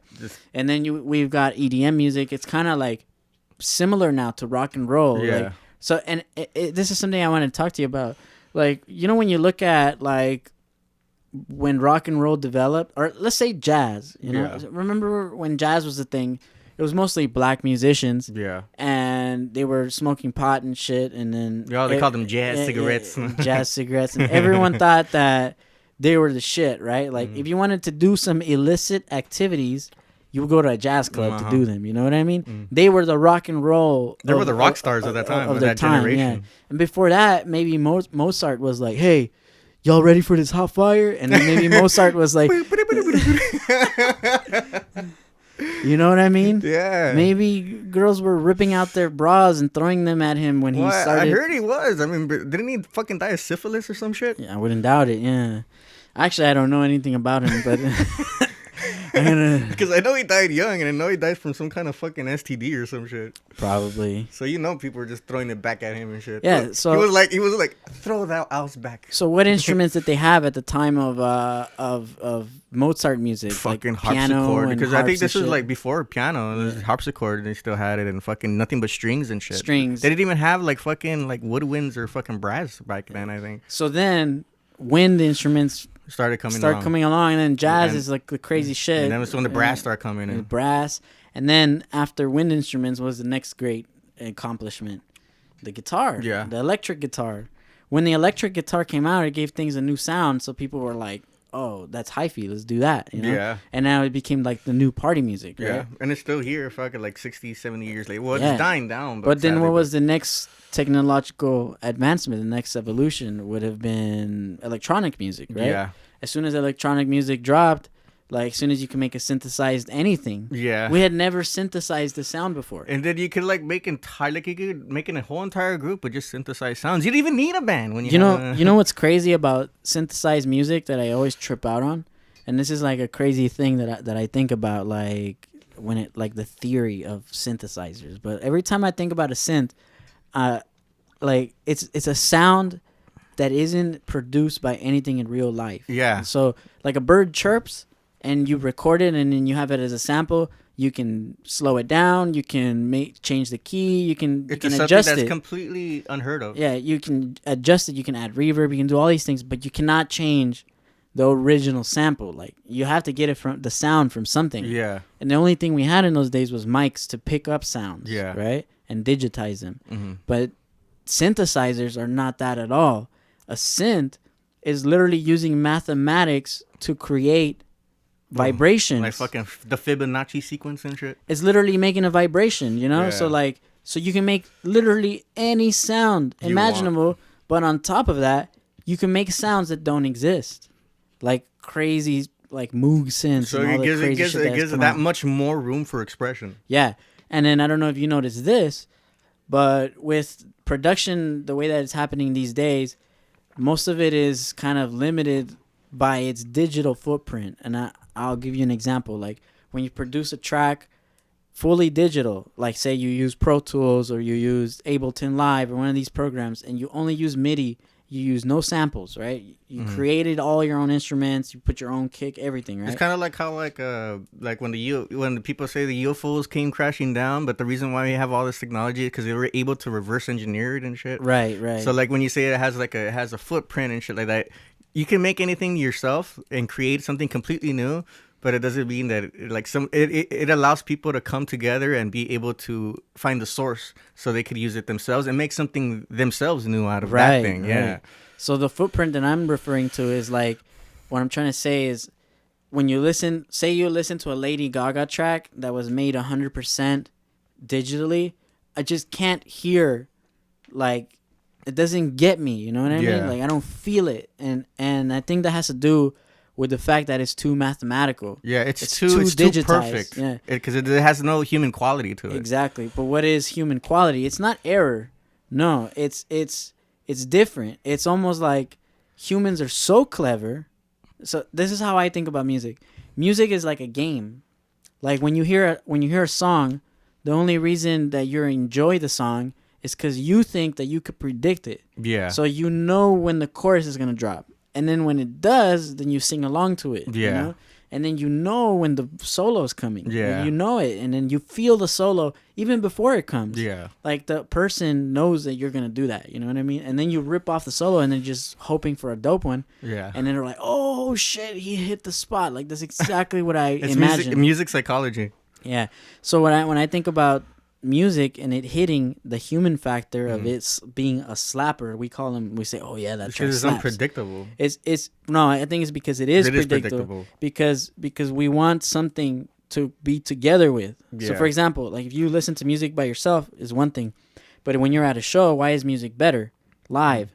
Because everyone can hear it at the same time, and then when the chorus comes, everyone sings together. You know what I mean? So I feel like it's like a connection, like. It's a vibe. Yeah, it's like kind of like a metaphysical type of fucking spiritual energy that it's you can enjoy it yourself, listening to it by yourself, but when you're out with other people, feeling the exact same thing, it's like the feeling becomes exponentially increased. Yeah, it's almost like you can communicate the feeling with others. Yeah, without even having to talk to each other. Yeah, exactly. So it's the best way to bring people together. But with digital music, I feel like it just doesn't have the same punch. And I'll give you another example, just one more.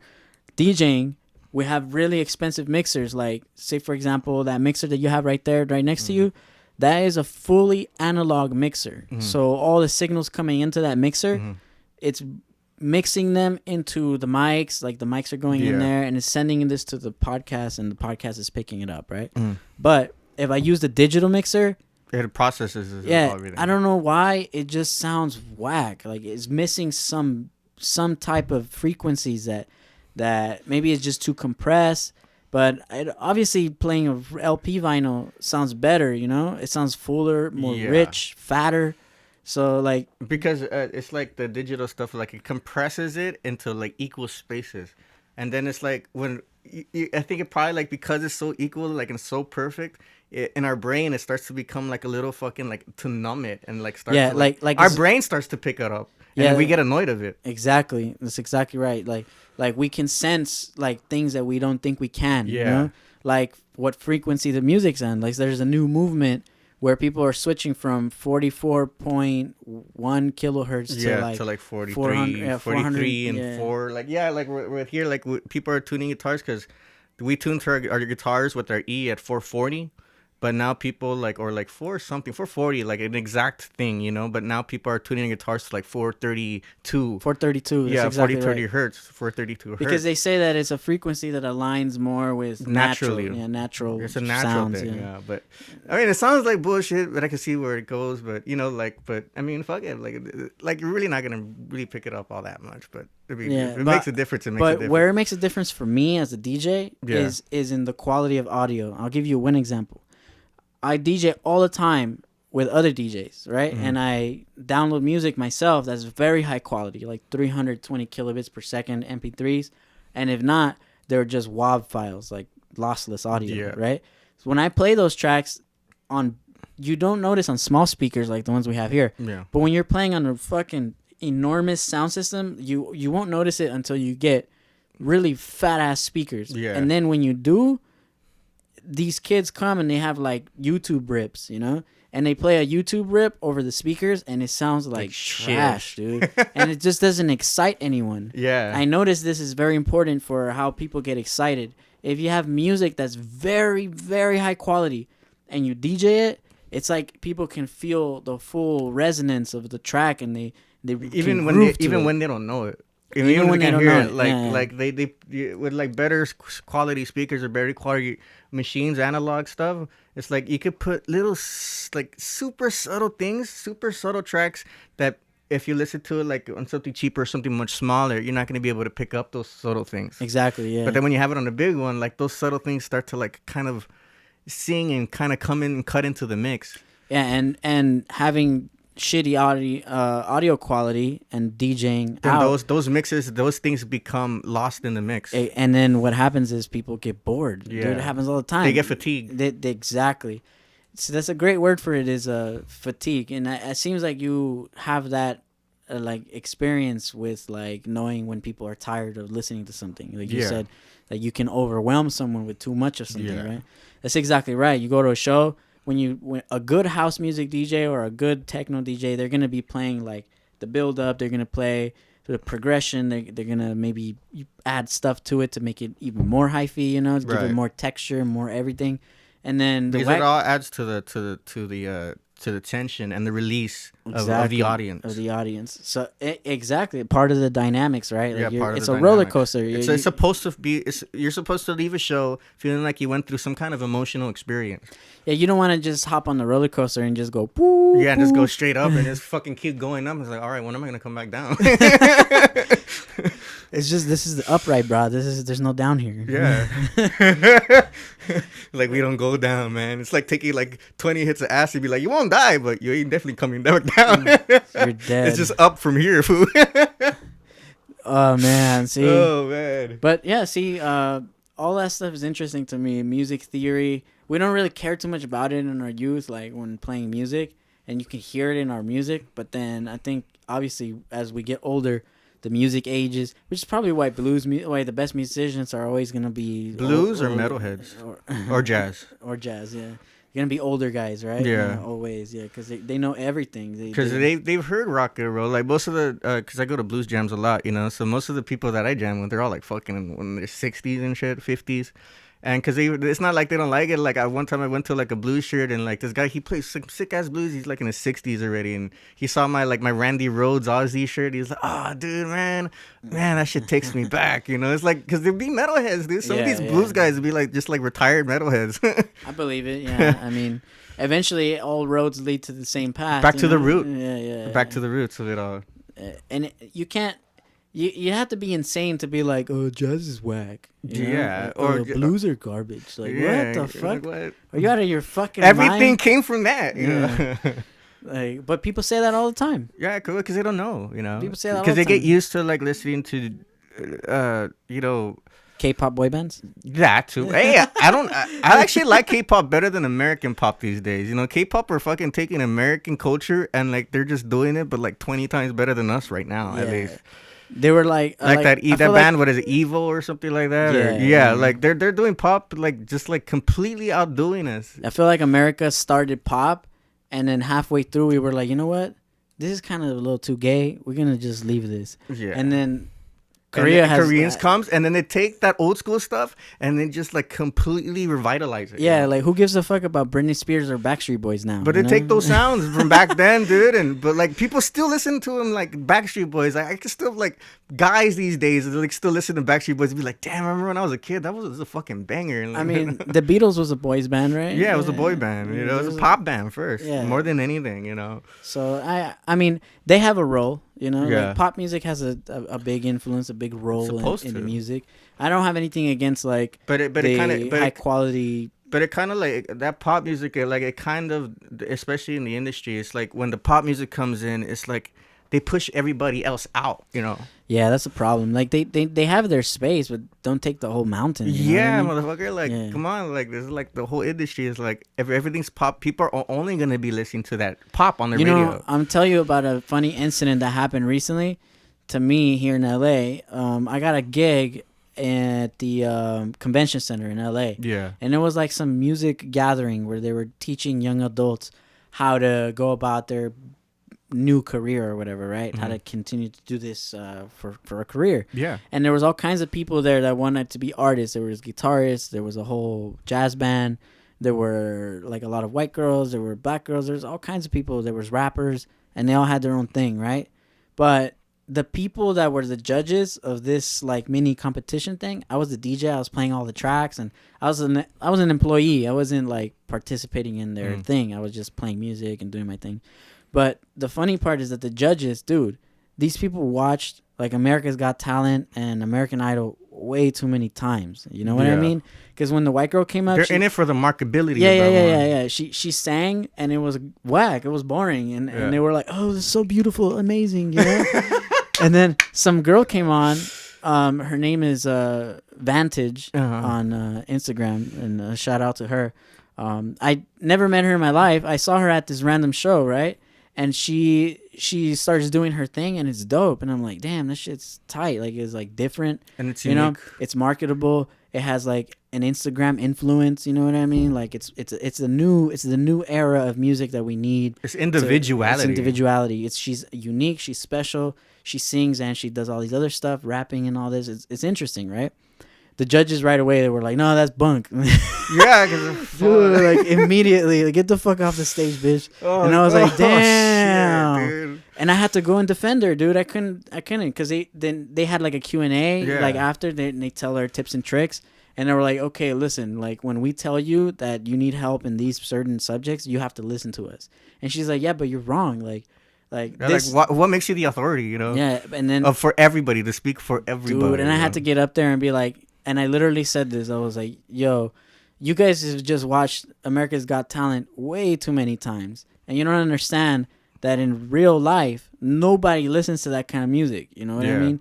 Like, her music is probably more relatable, especially in LA, you know, and it's probably worth more investing money or time into this honesty. Individual.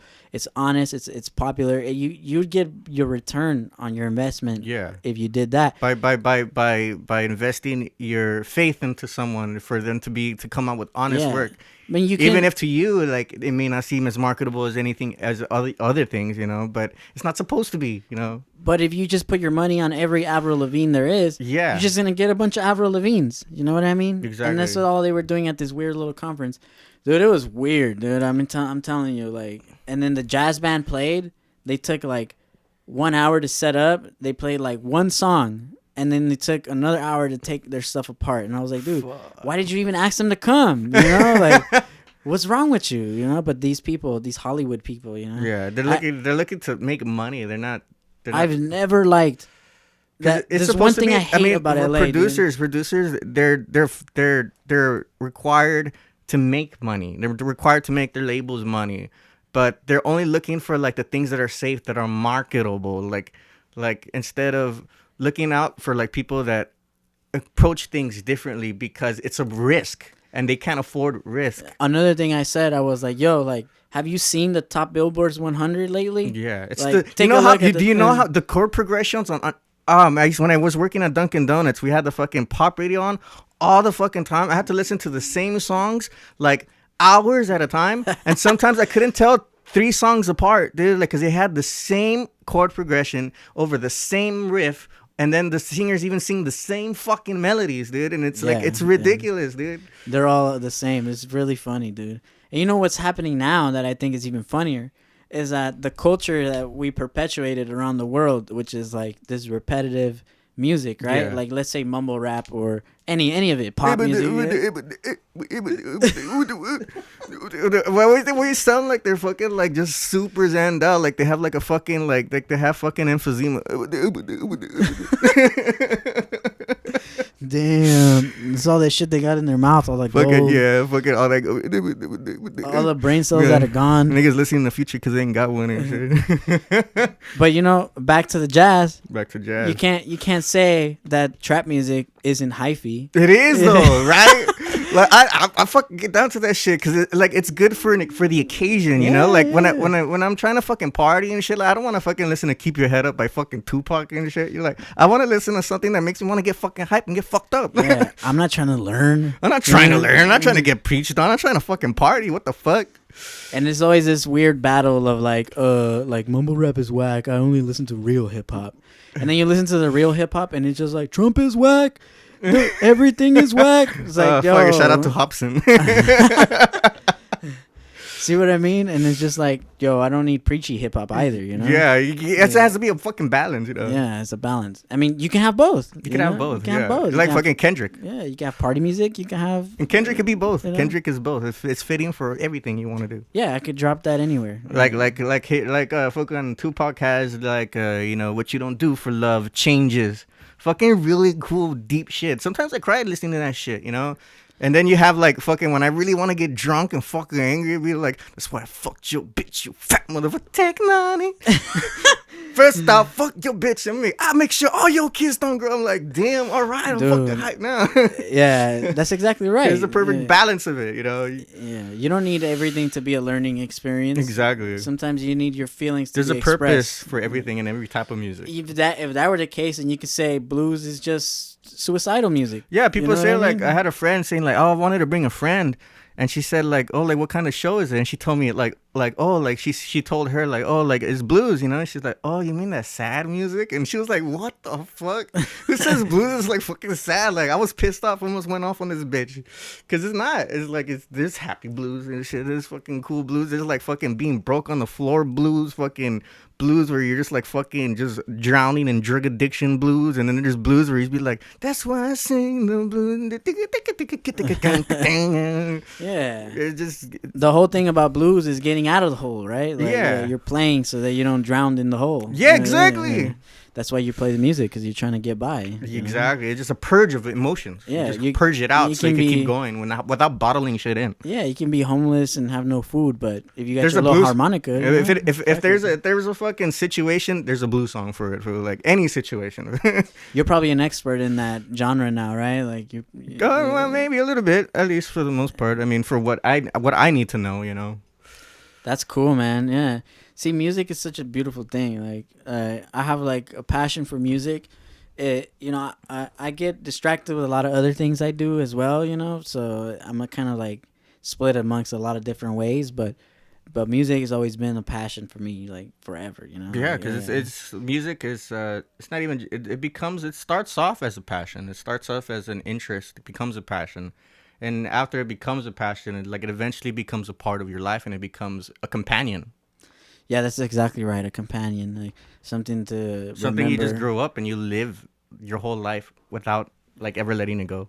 You know? Yeah, it's crazy, and you know it's important that we did pretty good at recognizing all the aspects of music, like the emotions, the technicality behind it. Look at what it does, like politically, you know. Yeah, even what it used to, you know, like you had politicians and fucking, you know. They always say like there's no such thing as a honest politician. Well, I mean, I have my disagreements with that one saying, because I'm pretty sure there are honest politicians, but I don't think we should be looking at one politician or politicians as individuals. I don't believe. I believe it's true that there's no honest government as a whole. You know. Yeah. But you know, when it comes to music, it's like the power that musicians have that they don't know is that they have the power to influence people and unite people more and stronger than politicians do. Politicians, their job is to unite people and stuff like that, but really in reality, all it does is divide people, you know. Yeah, that's such a weird thing, dude. Like, but then, you know, like you have like a Jew and a Palestinian in one place, but they both like the same person, and they both like listen to the same music for like at least a moment. They forget about their differences, and they become to find what more they have in common, you know. Yeah, those are the things I'm attracted to. I'm attracted to music because you can listen to a band or a live performance with anyone, and the music, if you all dig it, you're all gonna jam to it. You know. Yeah.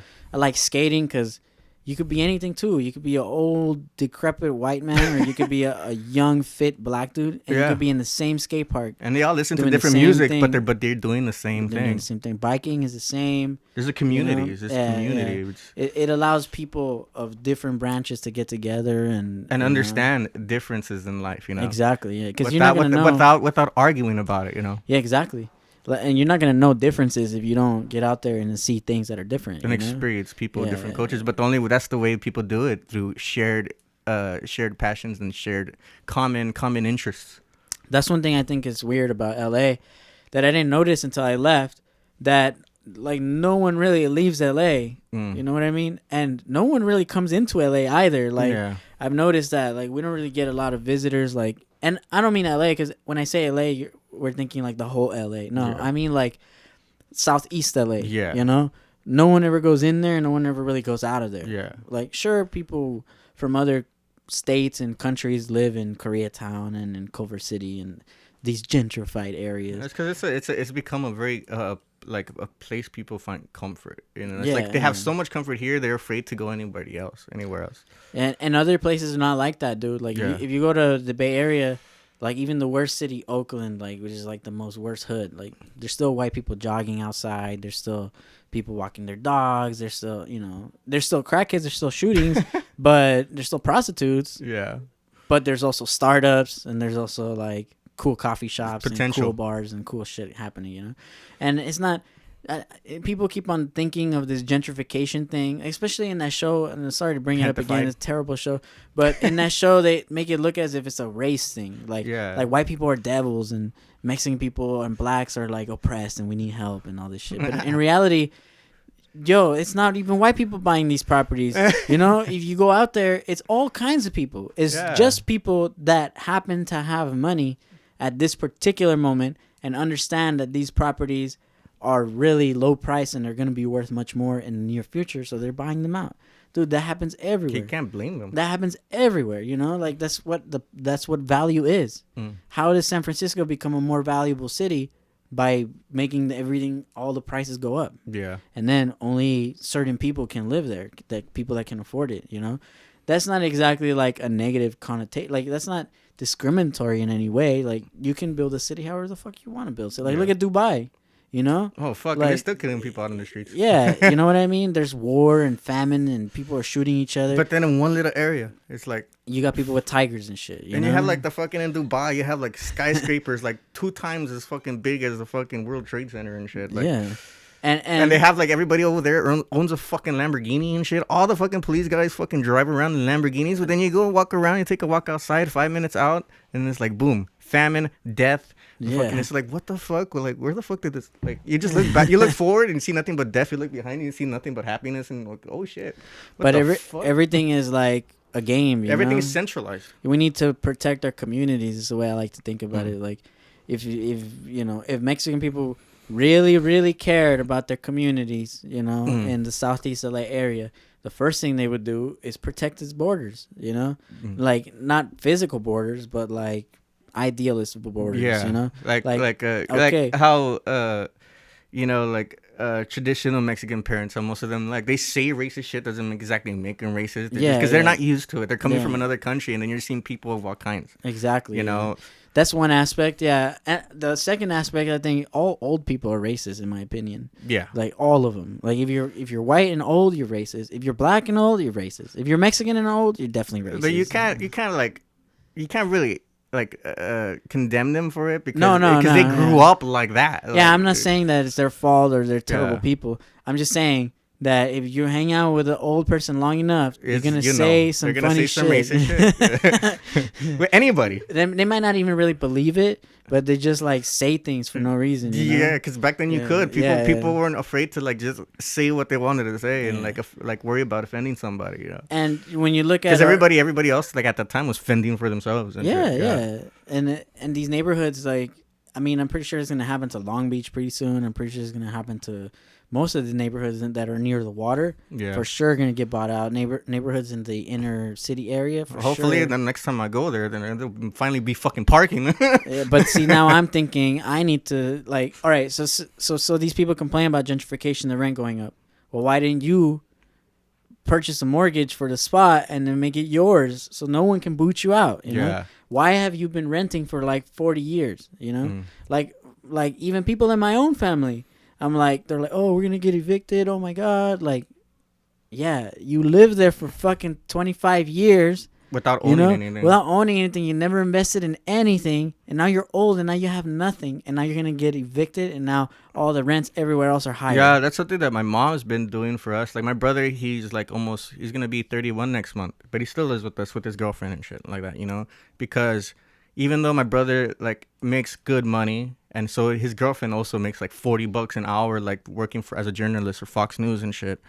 And but like, she wants to move out because she's fucking tired of fucking, you know. You heard that she works as a journalist for Fox News. Yeah, we gotta chill in the room.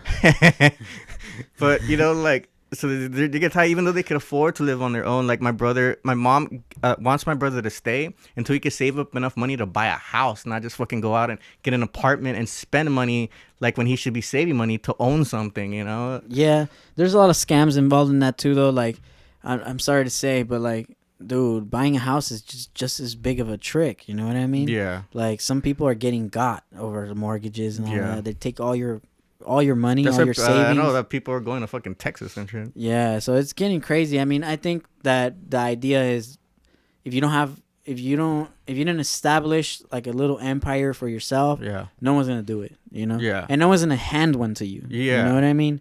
Like that's the problem I have with shows like Gentefied and shows that make it seem as if we need handouts of some sort, you know? Yeah. And I'm sorry, I don't like using that word because like you hear like Trump supporters use it like, oh, we're not giving out no handouts, and it's like that's not what I mean. I mean, like I'm not asking for one, fucker. Yeah, like we don't need equality of outcome. We don't need someone to come and equal the playing field. No, we need to literally, like, if we don't want to get evicted from that spot, like, you have to be smart. Yeah. You have to be the one to you have to make the right decisions. You have to protect your own assets. Yeah, like, no one's gonna protect them for you. Look at Africa. They got robbed because they didn't protect their assets by everyone else. Look at Mexico getting robbed by this country and many other countries for their petroleum, for all their avocados, for everything they have, you know, and they get nothing for it. They're getting robbed for their assets, you know, and then they didn't protect the front line or nothing. Is that why they fucking allow fucking corruption and fucking getting their monies from cartels and shit? Yeah, that's part of it. I mean, you watched all the Netflix shows, right? Like Narcos and Narcos Mexico and all the cartel shows and all that stuff. I mean, it's obvious that the CIA does that to destabilize nations, to take advantage of them, you know? Like, it's fucking clear as day. Yeah. You know? Like, all the Pemex and all of the manufacturing, all the oil rig stuff, it really belongs to America. Like, we fucking own all of it. We control all of it. We're basically like the empire of Star Wars and shit. Yeah, but it's not something you have to sign up for. Yeah. You know? You don't have to do it if you don't want to. It's the same thing. You grow up in Lynwood for 20 years, you have a small shop, you're doing good, you're selling tacos, it's going great, right? All of a sudden, the rents go up. No fucking dirt. Everything goes up anyway, even if nothing changed. Inflation just always happens, you know? It's like, how did you not even think about accounting for inflation? Did you just think you were going to have $900 rent for the rest of your life? Are you crazy, you know? You think everything's going to stay in the same value and shit? Like, fucking, even, like, because... Even that every year, the minimum wage keeps going up. So, I mean, so things are getting more expensive. Definitely. Yeah. And that's just the bare minimum that they're meeting, you know? Yeah. They're giving us the bare minimum of money. And then we're working every day. And then we're barely making it. Like, I don't know anyone. We're barely improving, but it gives them the right to, like, just hike up the prices on everything else. Exactly. More. But it's a problem, dude, because everyone in LA that I know of either lives together, like there's no such thing as a single household anymore. Yeah, you know? no, it doesn't exist. Absolutely not. You know, that's what a lot of people like. It just like it really confused my brother's girlfriend because she's white, like half white, or I guess I should say. And when she came over here, like she didn't understand, like she see everybody, and she didn't like she saw everybody like being 30 and still living with their parents and shit like that because just new to her. It's like a culture shock type of thing. But there's nothing wrong with that. It's because sometimes we have to, and sometimes we value family more than anything. Yeah, I mean, and it, strategy wise, like, if you can kill two birds with one stone, is a better idea. But what does that lead to? Overpopulation, because now every single house has a grip of motherfuckers inside of it. You know what I mean? Fuck. And that's true. You can't deny it. Like, every household is that is true. Being abused. That's why we don't have any parking spots where I live. yeah, exactly. Because there's too many damn people. Because everybody keeps bringing people in, and then everybody's getting old now. Now they're buying their own cars and shit, and then now it's like, oh shit, like everything's becoming like, since we first started living there, like, everything was good. But then as time just kept coming in and kept passing, like, more people, like, okay, the kids started getting older. Now they're having cars. And now people are bringing more people in. People are leaving their husbands and bringing a new guy in with their kids and shit. And then they're bringing like 5 more cars and shit, like, yeah. And it's like lately now, like, things are just come into a fucking head. And we get notes on our fucking, like, notices on our door every day. Yeah. And then, like, getting, like, even like, I mean, I have like a 2-bedroom apartment, right? And I use the extra room as a studio. And so even here, it's like really difficult, It's like, I don't see how it's possible for anyone, really. Yeah. And the strategy most chosen is just everyone stay in the house and we'll all pitch in together, and then that way we can all get by, right? Yeah. But I feel like it causes like some kind of dependence. That's a big problem. People won't leave, Yeah, people are scared to leave after that. Yeah, and you're not gonna pay $300 a month at your mom's house. But you get experience. Yeah, you need to go and figure out how hard things really are.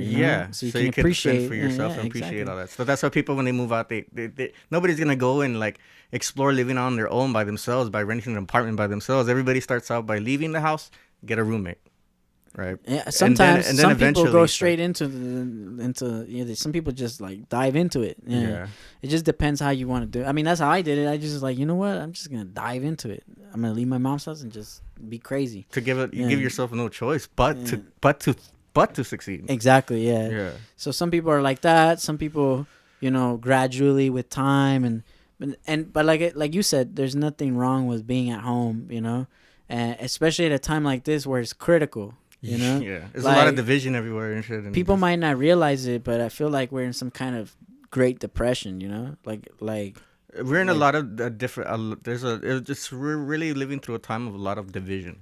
Yeah, and I feel like everyone's broke. Like the average like bank account doesn't have more than like $100. Not even just like monetarily broke, but like ethically broke now too. Like morally broke now. Yeah, a lot. Yeah, we're losing values. Yeah, we're not really transposing our values to others. Like our values are becoming polarized. Yeah, and then like, for example, like when we talk about even the smallest thing that has to do with our hometown, like music, right? It's not that big a deal, but we learned music, right? We were there. We saw people that were older than us that played music, right? Kick ass too. And there were people older than those guys that played music, but the younger generation, I went back to the high school. I taught them how to play drums even like 5 years after I graduated, because I knew we didn't have a teacher or whatever. And I went back to go to shows, and I did as much as I could. And even though I did all that, I feel like it's like, hey, what happened, Like there's nothing there. There's nothing to show for it. There's no sprout. But isn't that our fault? Yeah. Because weren't we supposed to transpose our skills to them? Weren't we supposed to be We're already supposed to be doing that. We're already supposed to be grooming the younger ones. Yeah, but what did most of us end up doing instead? Either leaving the premises completely or focusing on our own thing and then just completely fucking neglecting all the other shit we and all these could kids, be doing. What are they doing now? They're just at home. Vaping. Vaping on Instagram. Being influencers. Getting fake followers. Oh, shit. Getting fake friends. Yeah. Going to school. Talking to no one. Having the same haircuts and shit. Not knowing one person from the other one. Making it awkward to even go to the restroom, Making it awkward to like go to a family party. Have you seen kids, like new kids, at family parties? Dude, every single kid is just like on their phone, right? Glued. Doom. And then the little kids, they're starting to get through that too. They already have like a fucking little pad where they fucking play their little fucking games and shit. They all know about Elsa. They all know about everything. Dude, my 13-year-old cousin, dude, like, cause you know how like we have like they have like Apple TV and all that shit. We have Roku, right? I didn't know how to set the motherfucker up, dude. But here comes my fucking 13-year-old cousin, and she's like, all right, this is what you do. Boom, boom, boom. She set everything up, all our fucking accounts on that shit. I was like, what the fuck? But you know what's funny about little kids? Is that they'll do everything that they can, but with a touch phone, like they know everything. But put them on a computer, and they don't know anything about a computer, dude. They'd be like, dude, you're gonna go to the Windows and you're gonna put up the applications. You're gonna go on the what is it, fucking the control center. Yeah. And be like, what the fuck is a control center? Little kids don't know anything about computers. Shit. Some do, you know, but not all of them. But I mean, dude, with the way the fucking the pad technology is coming, dude, we're not those shits are gonna be fucking obsolete eventually. Yeah, eventually. Yeah, it's so funny. I guess maybe it's because we grew up in a time of technological advancement where we had all the old school stuff, but we also have the new school stuff. Yeah, you know, like we grew up like being a '90s kid. Like we had like. We got to see the birth of all this technological advancement. Like there was a big jump, you know? Yeah. We lived through the games of like fucking like being like 5 years old with the fucking Game Boy, have like when you're playing outside at night and then like having to like put the screen under the fucking street light so you could see like little moments what you're doing. And then eventually like 5 years later, now we have like fucking braided screens and fucking we have a Nintendo Switch you can connect to the TV and take outside of the fucking house. I remember having my Game Boy SP and then sitting in the car, and then playing games, right? Yeah. And then when we would drive past the street light, yeah, I would play. And then when we drove away from the street light, I would pause. Yeah, yeah. And then I would wait, and then we'd pass another light, and I'd be like, oh. There it goes. Oh, fuck, dude. And then they came out with the backlit Game Boy SP. Yeah, and then the PSP. And now we have fucking computers on this shit. Yeah. But we got to live through that shit. I've always hacked all those things, too. Like kids these days, like 2000s kids, they already had this shit in their hands by the time they were 5. They didn't have to experience all that stuff. But like we were lucky. Like people from the 80s, like all they had was just doing shit by themselves, fucking vinyl and all that they're stuff. so like indoctrinated in buying everything and subscriptions. That's another thing I noticed. Like we never wanted to pay for anything. Yeah, and we didn't have to. Yeah, we LimeWired all the music. We Pirate Bayed all the software. We everything you could imagine. We got it for free. You know. Yeah. And even the phones, like we were like, what? Jailbreak, you know? Yeah. Like, what? And every single thing you could do, you can hack anything. You can hack a PSP, you can hack the Xbox, the PlayStation 1, 2, and 3. You can hack anything you want. Because nothing was guarded and shit. Even the Game Boys, you can get custom cartridges. I have a bunch of old school Game Boys down there that I'm proud of keeping that have like all kinds of like dude, funny I think tricks. I still have my fucking limited edition Game Boy Color, the one with the Pokemon Gold and the silver. You put it in the light, it turns gold and shit. I mean, I love that shit, dude. I found it like after like cleaning out my house like 10 years later and shit. I was like, what the fuck is it doing here? And I put in batteries, that shit still works. Sell it on eBay. Well, just keep it. Keep it, dude. No, that's why I kept mine, because they're cool. Yeah, fucking. It's a good little collection. Can't see it in the camera, guys, but there's like a little collection of Game Boys back there that my friend Johnny helped me acquire. Fuck, I need to pee. Some of them. Oh yeah, did you want to go use the restroom? Yeah, Yeah, go ahead. Take a break. And then I'll just play some tracks. Let's cut to commercial break. We'll be right back. Hey, do you have something before you bounce? Do you have something on YouTube or something? Yeah, you could find a lot of our stuff on YouTube. All right, yeah, go ahead. I'm searching. Oh, for sure. So while Ernie takes a break, we'll check out some of his tracks. Let's see. Ooh, look, we could do podcast Inception. Let's see.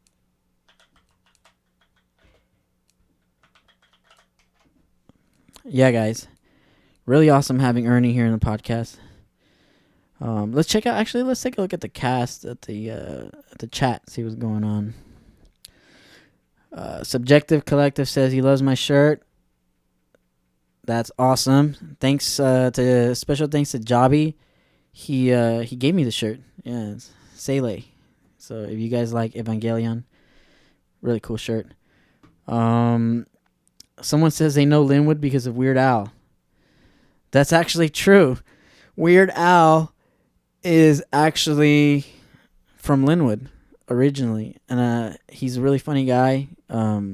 He's made a lot of funny movies, and parody music. If you guys aren't familiar, everybody that from Lynwood knows about Weird Al being from Lynwood because we don't really get too many famous people.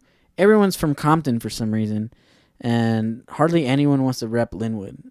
As a matter of fact, most of the people from Lynwood just say that they're from Compton because no one knows what Lynwood is.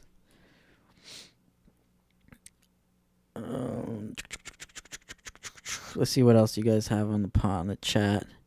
What's our favorite Disney movie? I'll have to wait for him to come back in. We'll ask him that. Let's see. We got some friends in the chat as well. But yeah, let's check out some of Beano's tracks. See what he has.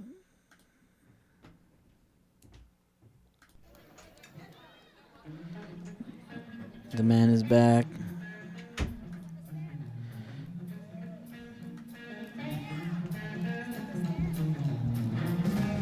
Yeah, that was the Malo show. We opened up for Malo. So, people are asking, what's your favorite Disney movie? Let's see. Well, of course, it was the recent one, Coco. You like Coco? Hell yeah, fucking kid with fucking playing guitar and shit, and like his parents telling him, "Come on, get a fucking real job." That was like, dude, I relate with this kid so fucking. I cried at the end of the fucking movie and shit. That's funny. That one, fucking Toy Story. Let's see. I hate Disney. Disclaimer: I hate everything Disney. Well, I hate what they become. Fucking Monopoly ass fucking bitches. Like George Lucas, why the fuck did you sell your fucking whole entire enterprise, your whole fucking life's work, and just give it to someone that's just gonna fuck it all up? Damn. So everyone else, there's some new people commenting. Oh yeah. That I hadn't seen before. So say what's up to those characters. Yeah, what's up, y'all? What's up? What's up? Yeah, man. Someone liked the shirt that I'm wearing. Oh, that shit looks like fucking 3D. Let me put on my fucking white, fucking red, whatever, the red and blue fucking little sunglasses. You watch Evangelion, the cartoon? The fuck is that? Evangelion? No, the one on fucking anime. Netflix or It's something? an anime, yeah. Yeah, no, I haven't. Watch that shit. All right. It's fire. Fuego. Should I take acid before I watch it? I mean, if you're gonna be high for like 30 episodes. Oh fuck, nah, I'm straight. No, if you want to watch something really, really dope when you get home, watch Akira. It's an anime too, but it's a movie. I think I've seen it. You probably seen it. It's hot fuego too. Hell yeah, man. Yeah, so this is the one for Malo. The opening for Malo? Yeah, that show. You know the brass section that we had never practiced with them. They just came up and they just played with it. I just met those guys like 30 minutes before they went on stage with me. Like, wow. But only practiced with the lead saxophonist right there. And that guy, we were looking for a brass section because for the Malo gig we were getting paid 3 times as much as we've ever have. So I took it upon myself to use my cut and just hire a whole fucking brass section to play with us that day. Because Malo had a whole fucking brass section and shit, and the band opening for us had a whole fucking big ass band and percussion and everything and shit. So I was like, fuck, like you don't want to look bunk. I don't want to look bunk. I wanna make this shit big and special, you know. And those cats were really fucking talented, dude. I can't believe it. I just like listened to the song one time and then right before we went on and they just fucking rocked it, dude. That's cool. And I paid through them out of my own fucking pocket. I was glad that I did that. Everybody else left home with like $300 in their pocket. I just left home with like 50 or something like that.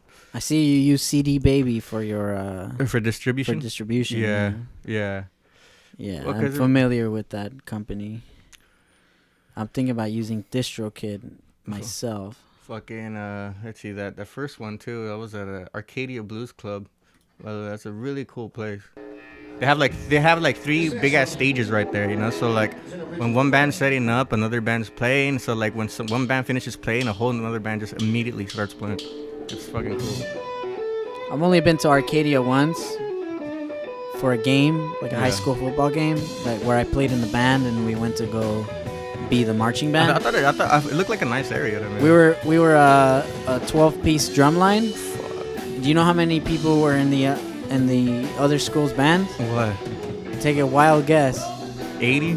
I don't know. 500. It was a 500-piece band. Fuck. They covered the whole field, and they had synchronized marching and everything. That's just one school? It's just one school. Fuck. And then meanwhile, us, we're 12 kids wearing purple and gold, yelling "These nuts." Have you heard that cadence? No. These nuts. No. We chant "These nuts" in between like the cadence. I'm pretty sure you guys fucking killed it though. Like. Yeah. Because even though we're not a lot, we hit really hard and. Yeah. Sometimes that's what it's about. And we had simple little beats, you know. Sometimes the simplicity is underrated. Yeah. You know what exactly I noticed? Right. Like because in blues it's kind of like the same way. Like having a big ass band doesn't make a good blues band, you know. Or you could have one person carrying the whole band and shit, you know. Like, yeah, or even like one of the bands from LA, Rebelión 68. Yeah. Oh fuck, man! I tried out for those guys. The drummer. Yeah. I've always been mesmerized by his playing, just because he's usually only playing with like one tom. Yeah, like one. Nah, I saw him at a show one time with a bass and a. Oh yeah, he's always switching around. Yeah, just a kick and a snare. Yeah. That was it. That's all he had. But he fucked it up. Yeah. Like, oh fuck, dude! Like I loved watching him play because he was fun to watch, not just hear, you know. Yeah. Because he was just like fucking into it the whole time. Like he immediately stood out as a fucking drummer. Like out of all the bands I played. What's your favorite band like to listen to besides yourself, obviously? Fuck, dude. I mean, a lot of blues artists mostly, but you know me. Like I love everything, dude. Anything, dude. Anything. Who's this guy? This guy right here. I don't know. That fool looks fucking like a faggot. Straight diss. Look at that fucking faggot. What the fuck is he wearing, Donnie? You're such a clown. That fucking clown. That fool's bunk. This shit is boring. Food changing. Nah, I've been listening a lot to Robin Trower and shit. I'm influenced a lot by Eric Clapton, obviously. A lot of old, like the first generation Fleetwood Mac, which is a blues band before. But I mean, one of my top favorite bands of all time is fucking Ozzy, dude. Ozzy and Black Sabbath. So much I even got it fucking tattooed right here, dude. Like, fucking have this. Like, yeah, show us. Here, let me switch the camera right here. I mean, I grew up with Ozzy, dude, like my whole entire life, you know. Yeah. Since I used to watch, me and my brother used to come home from school when I was 5 just to like turn on to MTV and put on the Osbournes and shit, you know. Like he was always a part of our lives. And this one and fucking, of course, Zeppelin too, right here. Oh, I see. Yeah. Dude, that's some fandom stuff going on there. It's the little duality, you know. Yeah, I was thinking about getting some tattoos myself. Haven't figured out what I want to do or why, but you know. Yeah. That's probably why I still don't have any tattoos. Because it's hard. Like your heart's changing shit like that. But like that's why it takes a lot of planning before you really get a tattoo. Yeah, you got to pick something that you know you're never gonna stop liking. Yeah, which is funny, I guess. But I listen to a lot of like Amy Winehouse too, like. Amy Winehouse, dude. Because I mean, she brought jazz she kind of revitalized it, you know. Like I respect that. Like kind of like I respect like pop artists who like bring back the classics, you know, and just make it new and make it popular again. And while at the same time still giving credit to the ones that the influences that they had. What do you think about music? Like people who are famous already, who made classics, like Michael Jackson, made really dope music. Yeah. But then people are like, oh, I don't want to hear Michael Jackson because he's a child molester. Dude. Like, is the music separate from the artist? Is what I'm saying. Like if you made dope music, but then you went and did something dumb, does that make your music whack? No, right? Of course not. Your music's still gonna be the music, right? Yeah, because I mean, look how they did Michael Jackson. You know, like I mean, he could have done that stuff, and you know I'm not gonna abide by that. Like I'm not on his side or anything like that. But they waited till like he was dead and he couldn't defend himself. You know. Yeah, they wanted to take that, Beatles empire from him. Yeah, all the copyrights that he had purchased because he knew what was going on. He even bought the Beatles fucking whole entire shit too. But it's like before even before they even did those shits, those songs that had meaning and shit like that, like that doesn't take it away. When people listen to the music, like a person makes a fucking mistake, that doesn't mean that like their whole life they're a piece of shit, Yeah, because their music came from something honest. And I've been DJing recently and played like R. Kelly because he has like fire songs that always crack at parties, and I'm like playing like. Mommy, you're telling me I was playing like that remix. This is remix to Ignition. Oh shit! Hiding fresh out the kitchen. The one that he made with the fucking Isley brothers and shit. Yeah, and then some lady pops out of the woodwork like, "Hey, I'd appreciate it if you stop playing R. Kelly. Seeing as he's like abuser, rapist. And aren't you up to date with everything that's going on? Why would you play that?" And I was like, and I listened to her. And I was like, "Oh. You don't like R. Kelly?" She's like, "No." And I was like, "Did you like R. Kelly before?" Yeah. She's like, "Yeah." I was like, "So then why don't you like R. Kelly now?" Yeah. Him raping anyone has nothing to do with his track. Like, this track's still good, Yeah.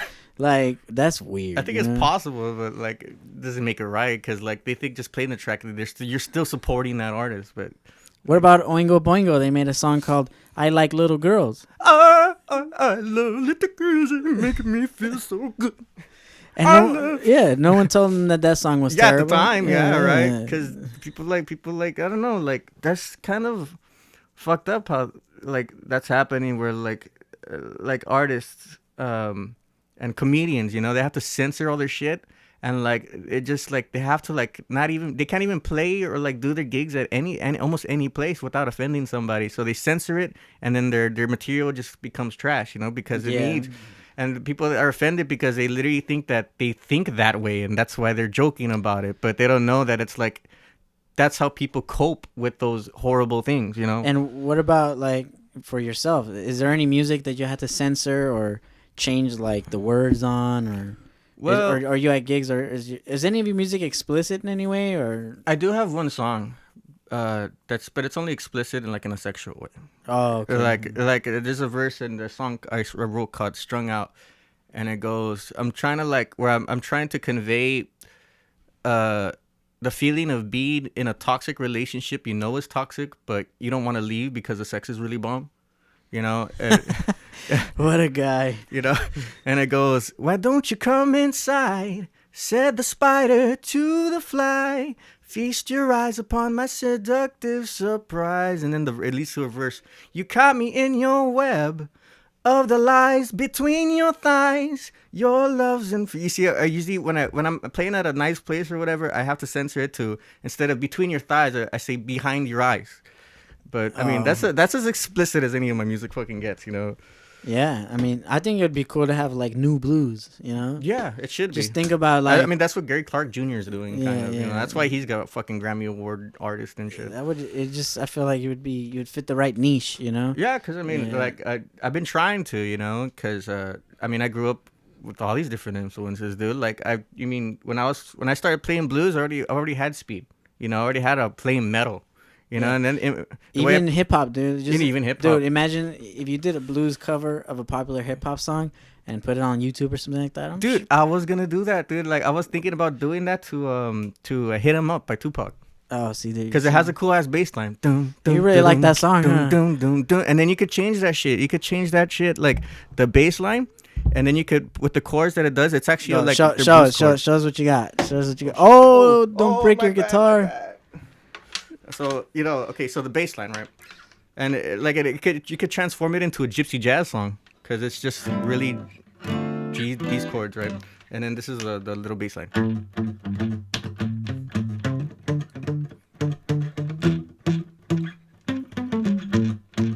And then you could just do.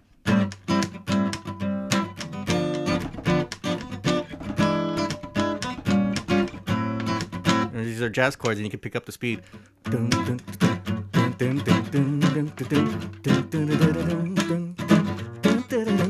just start just jamming on that shit and just.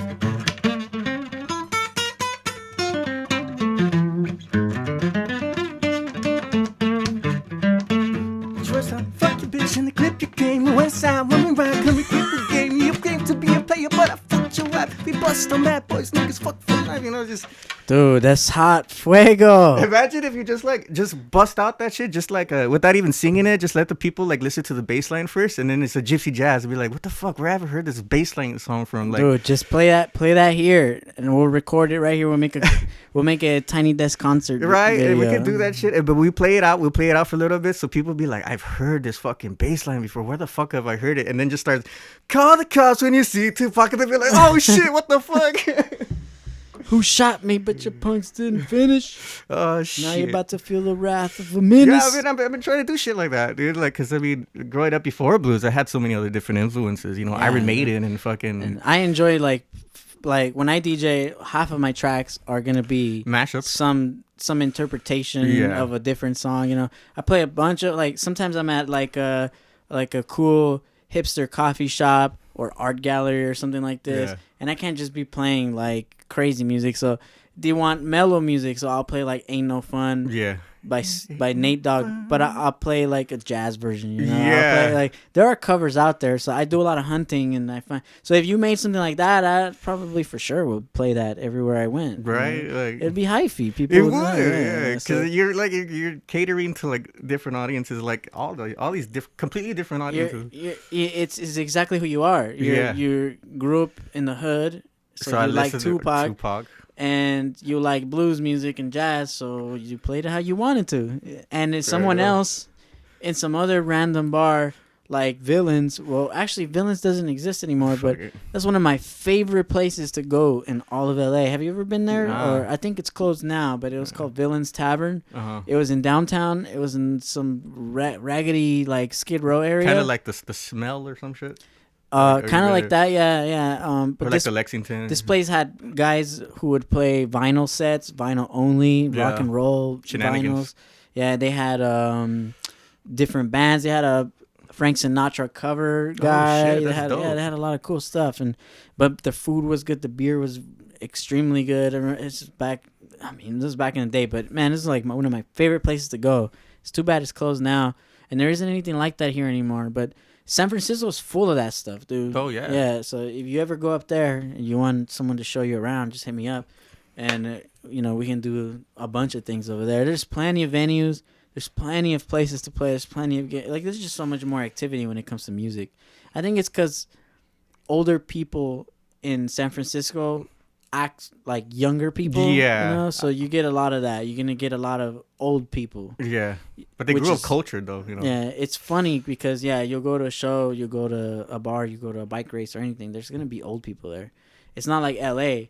In L.A., old people don't go out, Like, only young people go out. In San Francisco, young people go out, but in their own secret, like, the little get-togethers. Yeah. But if you go to the trendy regular clubs and regular bars and venues, it's all old people. So it's kind of interesting, which means there's money. Yeah. Which means, because obviously older people have more money than younger people. Yeah, right. And they're more willing to spend money. Exactly. So, it's a good place for you to venture into if you want to check it out. That's why my band mostly plays in the OC, because there's nothing but filled but with older white people, and like they're not afraid to pay.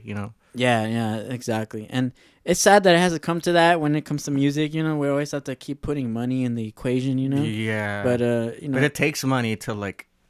Get money and shit. Same thing for me. Like, I want to ride bikes, and I want to ride the best bikes. I want to know everything about bikes. I'm not gonna do that unless I invest in bikes and doing what I love. And learn hands-on and shit. Yeah, doing what you love, dude. That's the most important thing. I that's why I clowned on you every time you made a Facebook post where you were like, "Oh, I don't want to go on anymore with the music," and I was like, "Shut the fuck." Fuck! I go through like a phase for a little while and shit. I'm like, fuck, man, because shit at home be getting real and shit. But I was hoping that every time I clowned you, you would just be like, man, fuck Ricardo. I'm okay, fine. Maybe I think there was once that feel like that. I'm like, man, fuck you, calling me out on my fucking self pity. But you know what? He right though. Yeah, I mean, I wish someone would tell me that, and I'm acting a fool. You know? Yeah, that's that fucking. Now Lewis does that to me all the time. Oh, really? Yeah, Lewis just stays like, dude, you don't have to fucking post it on Facebook to fucking attract self pity shit to make yourself feel better. Like, if you're gonna quit, you would have quit already. For like. Oh, he does it in a nicer way though. But, he's not as mean as I am. But, Yeah. of course not. Yeah, but. Lewis is a funny guy too. I'm like, thanks, Lewis. we'll have him on the podcast, pretty soon. So check into that. You know, he's got a lot of things going on too in Lynwood and music wise and all this. He's always been one of the most open-minded musicians not even musician, but like a person that I know. Isn't it funny He's how like super musicians, philosophical and shit. like once they grab one thing, like it's hard for them to get into anything else. Like that's what I've been noticing. Like you can get trapped pretty quick. Yeah, because it's deep, dude. Yeah, In order to get good at it, you have to put your personality into it. Yeah, bro. yeah. Like you could, like anybody could just like fucking learn soccer and fucking learn how to dribble a fucking ball like in the air for like a whole 5 minutes and shit. But that's just really just muscle memory and shit. Yeah. Right? Just willpower. But music, like you get frustrated but like it's not you don't get good at it until you put your heart into it, you know, like, or else it's just you're just playing. And it sounds cliche, but like I guess you wouldn't really know unless you did that, you know. Yeah. Then for not just for music, but unless you put your heart into something, and it became what you wanted it to become, only then would you know what it's like to be a musician. And to finally have like a sound that you, because it helps you discover yourself too. Yeah, exactly. I guess we go on. I guess as kids we try everything, right? We try all the different music styles, and then eventually we end up we find one where it just hits. Exactly. And it sticks. Lately, I've been playing tech house music, ghetto tech house music. That's what I call it. So kind of like what you would do, take jazz music and say like I don't know, whatever. Add some new school and old school to it. Yeah. I do the same thing, but I take like hip hop music, like not trendy, like classic hits, like West Coast classics, G-funk stuff, and I'll play it with tech house music. So that stuff is like my favorite stuff right now. Other influences from Lynwood are also like stuff I play, like Channel 3. Have you heard of Channel 3? Yeah. Yeah, his name Sheldon. Yeah. Grew up with us in high school. Great musician. Whatever happened to that band from Lynwood? That reggae band. What was fronted by Raul? What are they called? The. Oh, I know what you're talking about. Yeah, they asked me to be their drummer, but then they found some other guy. Something about the sun. Head right? change. The head change. Yeah, those fools are fucking awesome. There was a lot of cool Lynwood bands that are in the past now. There was a handful. You know, but the only very small handful. And remember when we transitioned, like, or at least I did, from I went through phases, you know, like I went into the ska music scene and rented equipment, but then eventually we ended up in the indie phase. Do you remember that phase? Yeah. Hey, shout out to William Andrade, fucking the Heavy Feathers. Oh, the Heavy Feathers, yeah. I mean, they brought some fucking. I thought William wrote some really fucking brilliant shit though. Yeah, there was a lot of. Like I saw that there was potential in the indie scene becoming a possibility for having shows and making money. So that's the first thing I did. People barely even dance though. Like that's what people. Yeah, they just go there and just stand there and just hang out. Yeah, but it was a new thing, you know. But it was cool though. It was different, and even all the ghetto people, you listen to ska, they all went there. They were like, the Strokes. What's the Strokes? You know. No, but then they listen and they hear it, and be like, oh, you know, this shit's pretty dope. And it merged with another style of music that I liked, which is at the time was called like chill wave. Like Beach Fossils and like Neon Indian, Toy Moy, all that shit. Yeah. All that's technically like electronic music. Yeah. And then that merged with like this like the retro. Strokes retro kind of vibe. New Beatles wannabes music, you know? And it came together and I felt like it was a perfect mashup. So I was always the DJ for all those. In fact, I was the coordinator of almost all those shows, and people don't even know that. Different shows. I did all of them, or like almost all of them, and each one made so much money, and I brought out a lot of people. You remember that picture, the first picture that you put up with us from like fucking from the back of your fucking shit? Let's see, way which back one? In 2011. Where do we? The one on the Facebook or like with fucking Murder on Her Mind with our old band, fucking Paranoia Unfold. Oh yeah. That show. I just had it up. Did we show it? Yeah, you did. Oh, okay. And that was us. You had us open it. We were like one of the shittiest fucking hardcore bands ever. Like fucking Marco sent me a video of us playing, and we're like fucking like just to crack each other up. He's like, dude, what the fuck? Yeah, there was a lot of cool bands that I was talking to at the time. But we opening up for it, and then that day, the one after us, it was like I forgot. You had a ska band, and then you had Archaism play fucking black and thrash and shit. Yeah. And then after that, you had an indie band come with the fucking chick singer and shit, dude. Like I was like, what the hell? Dead Era. Everybody had a little bit of everything and shit. It was dope. Some of my friends came through with those bands. Dead Era. I thought that band was my favorite. Back in the day, the Delirians. The Delirians. The Black Mambas. I never heard of those. Astronauta. Yeah, Astronauta. I used to have Astronauta for everything. I remember, yeah. For my birthday, for everything, for all my birthdays. Yeah. I remember that. Other little bands like that. I was friends with those guys. There was a lot of ska bands. Obviously, Proyecto. Through My Last Breath. Proyecto Macabro. Proyecto. There's another band that was always there. What was that? Through My Last Breath. Through My Last Breath. There's that other band, that hardcore band from Compton. What are they called?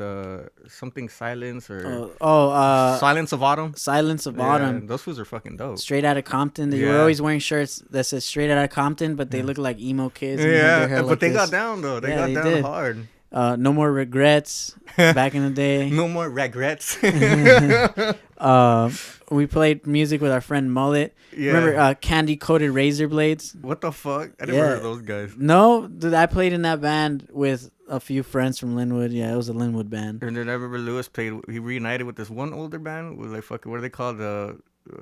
Sodomizing the Dead or something. Yeah. That's an old school band. Old band. Then there's Souls of the Forgotten was popular back in our high school days. My friend Tony played in that band as a drummer.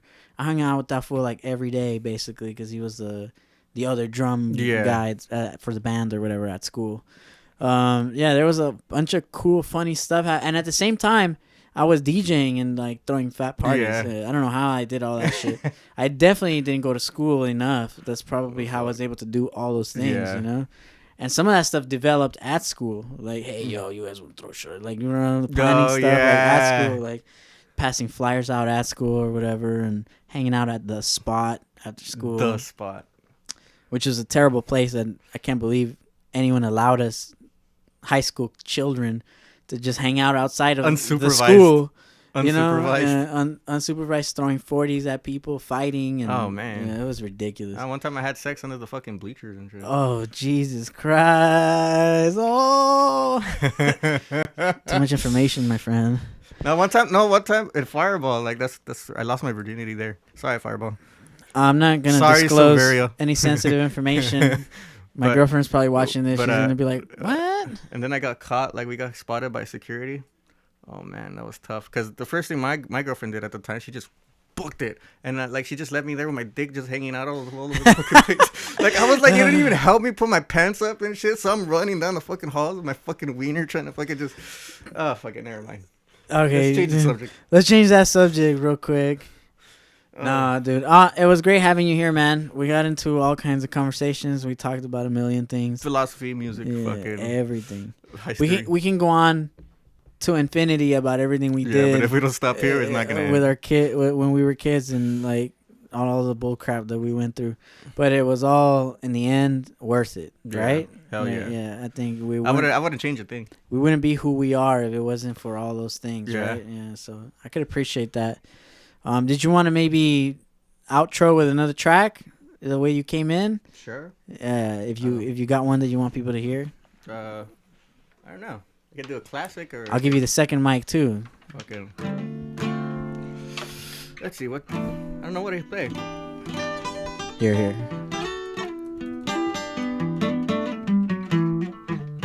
Actually, it sounds pretty good. Maybe we'll leave it off with the hood classic and shit.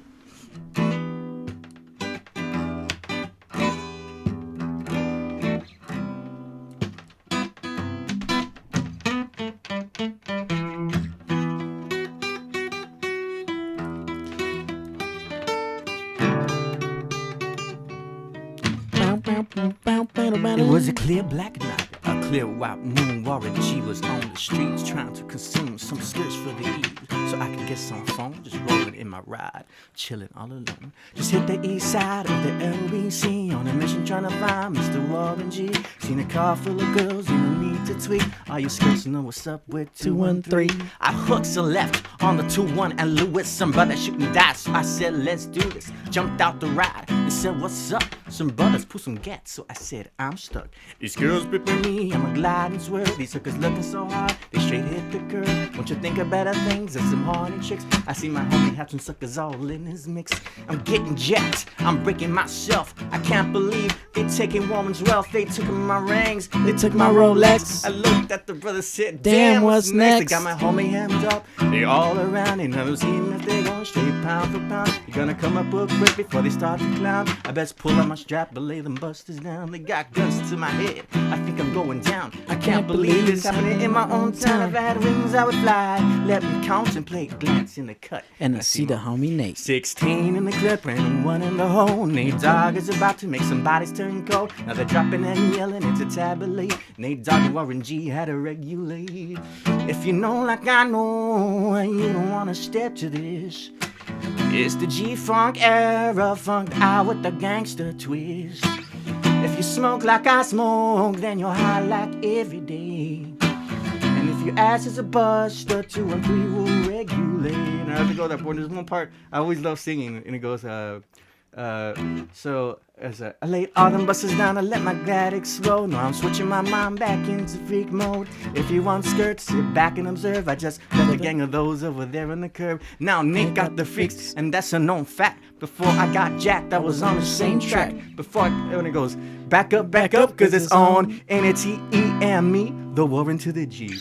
Just like I thought, they were in the same spot and need of some desperate help. The Nate Dogg and the G-Child were in need of Sunday nails. One of them dames was sexy as hell. Said, ooh, I like your size. She said, my car's broke down and you seem real nice. Would you let me ride? Got a car full of girls and it's going real swell. Next stop is the East Side Motel. Alright, bro. Fuck yeah. Hell yeah, bro. That shit was hypey. That's my favorite track, too. One of my favorite songs. Yeah. I know it word for word. I sing it all the time. Shit, it's my ringtone, as a matter of fact. Hell yeah. Hey, thanks for coming into the studio. Yeah, man. Thanks for having me. We're about to check out. All right, bye, y'all.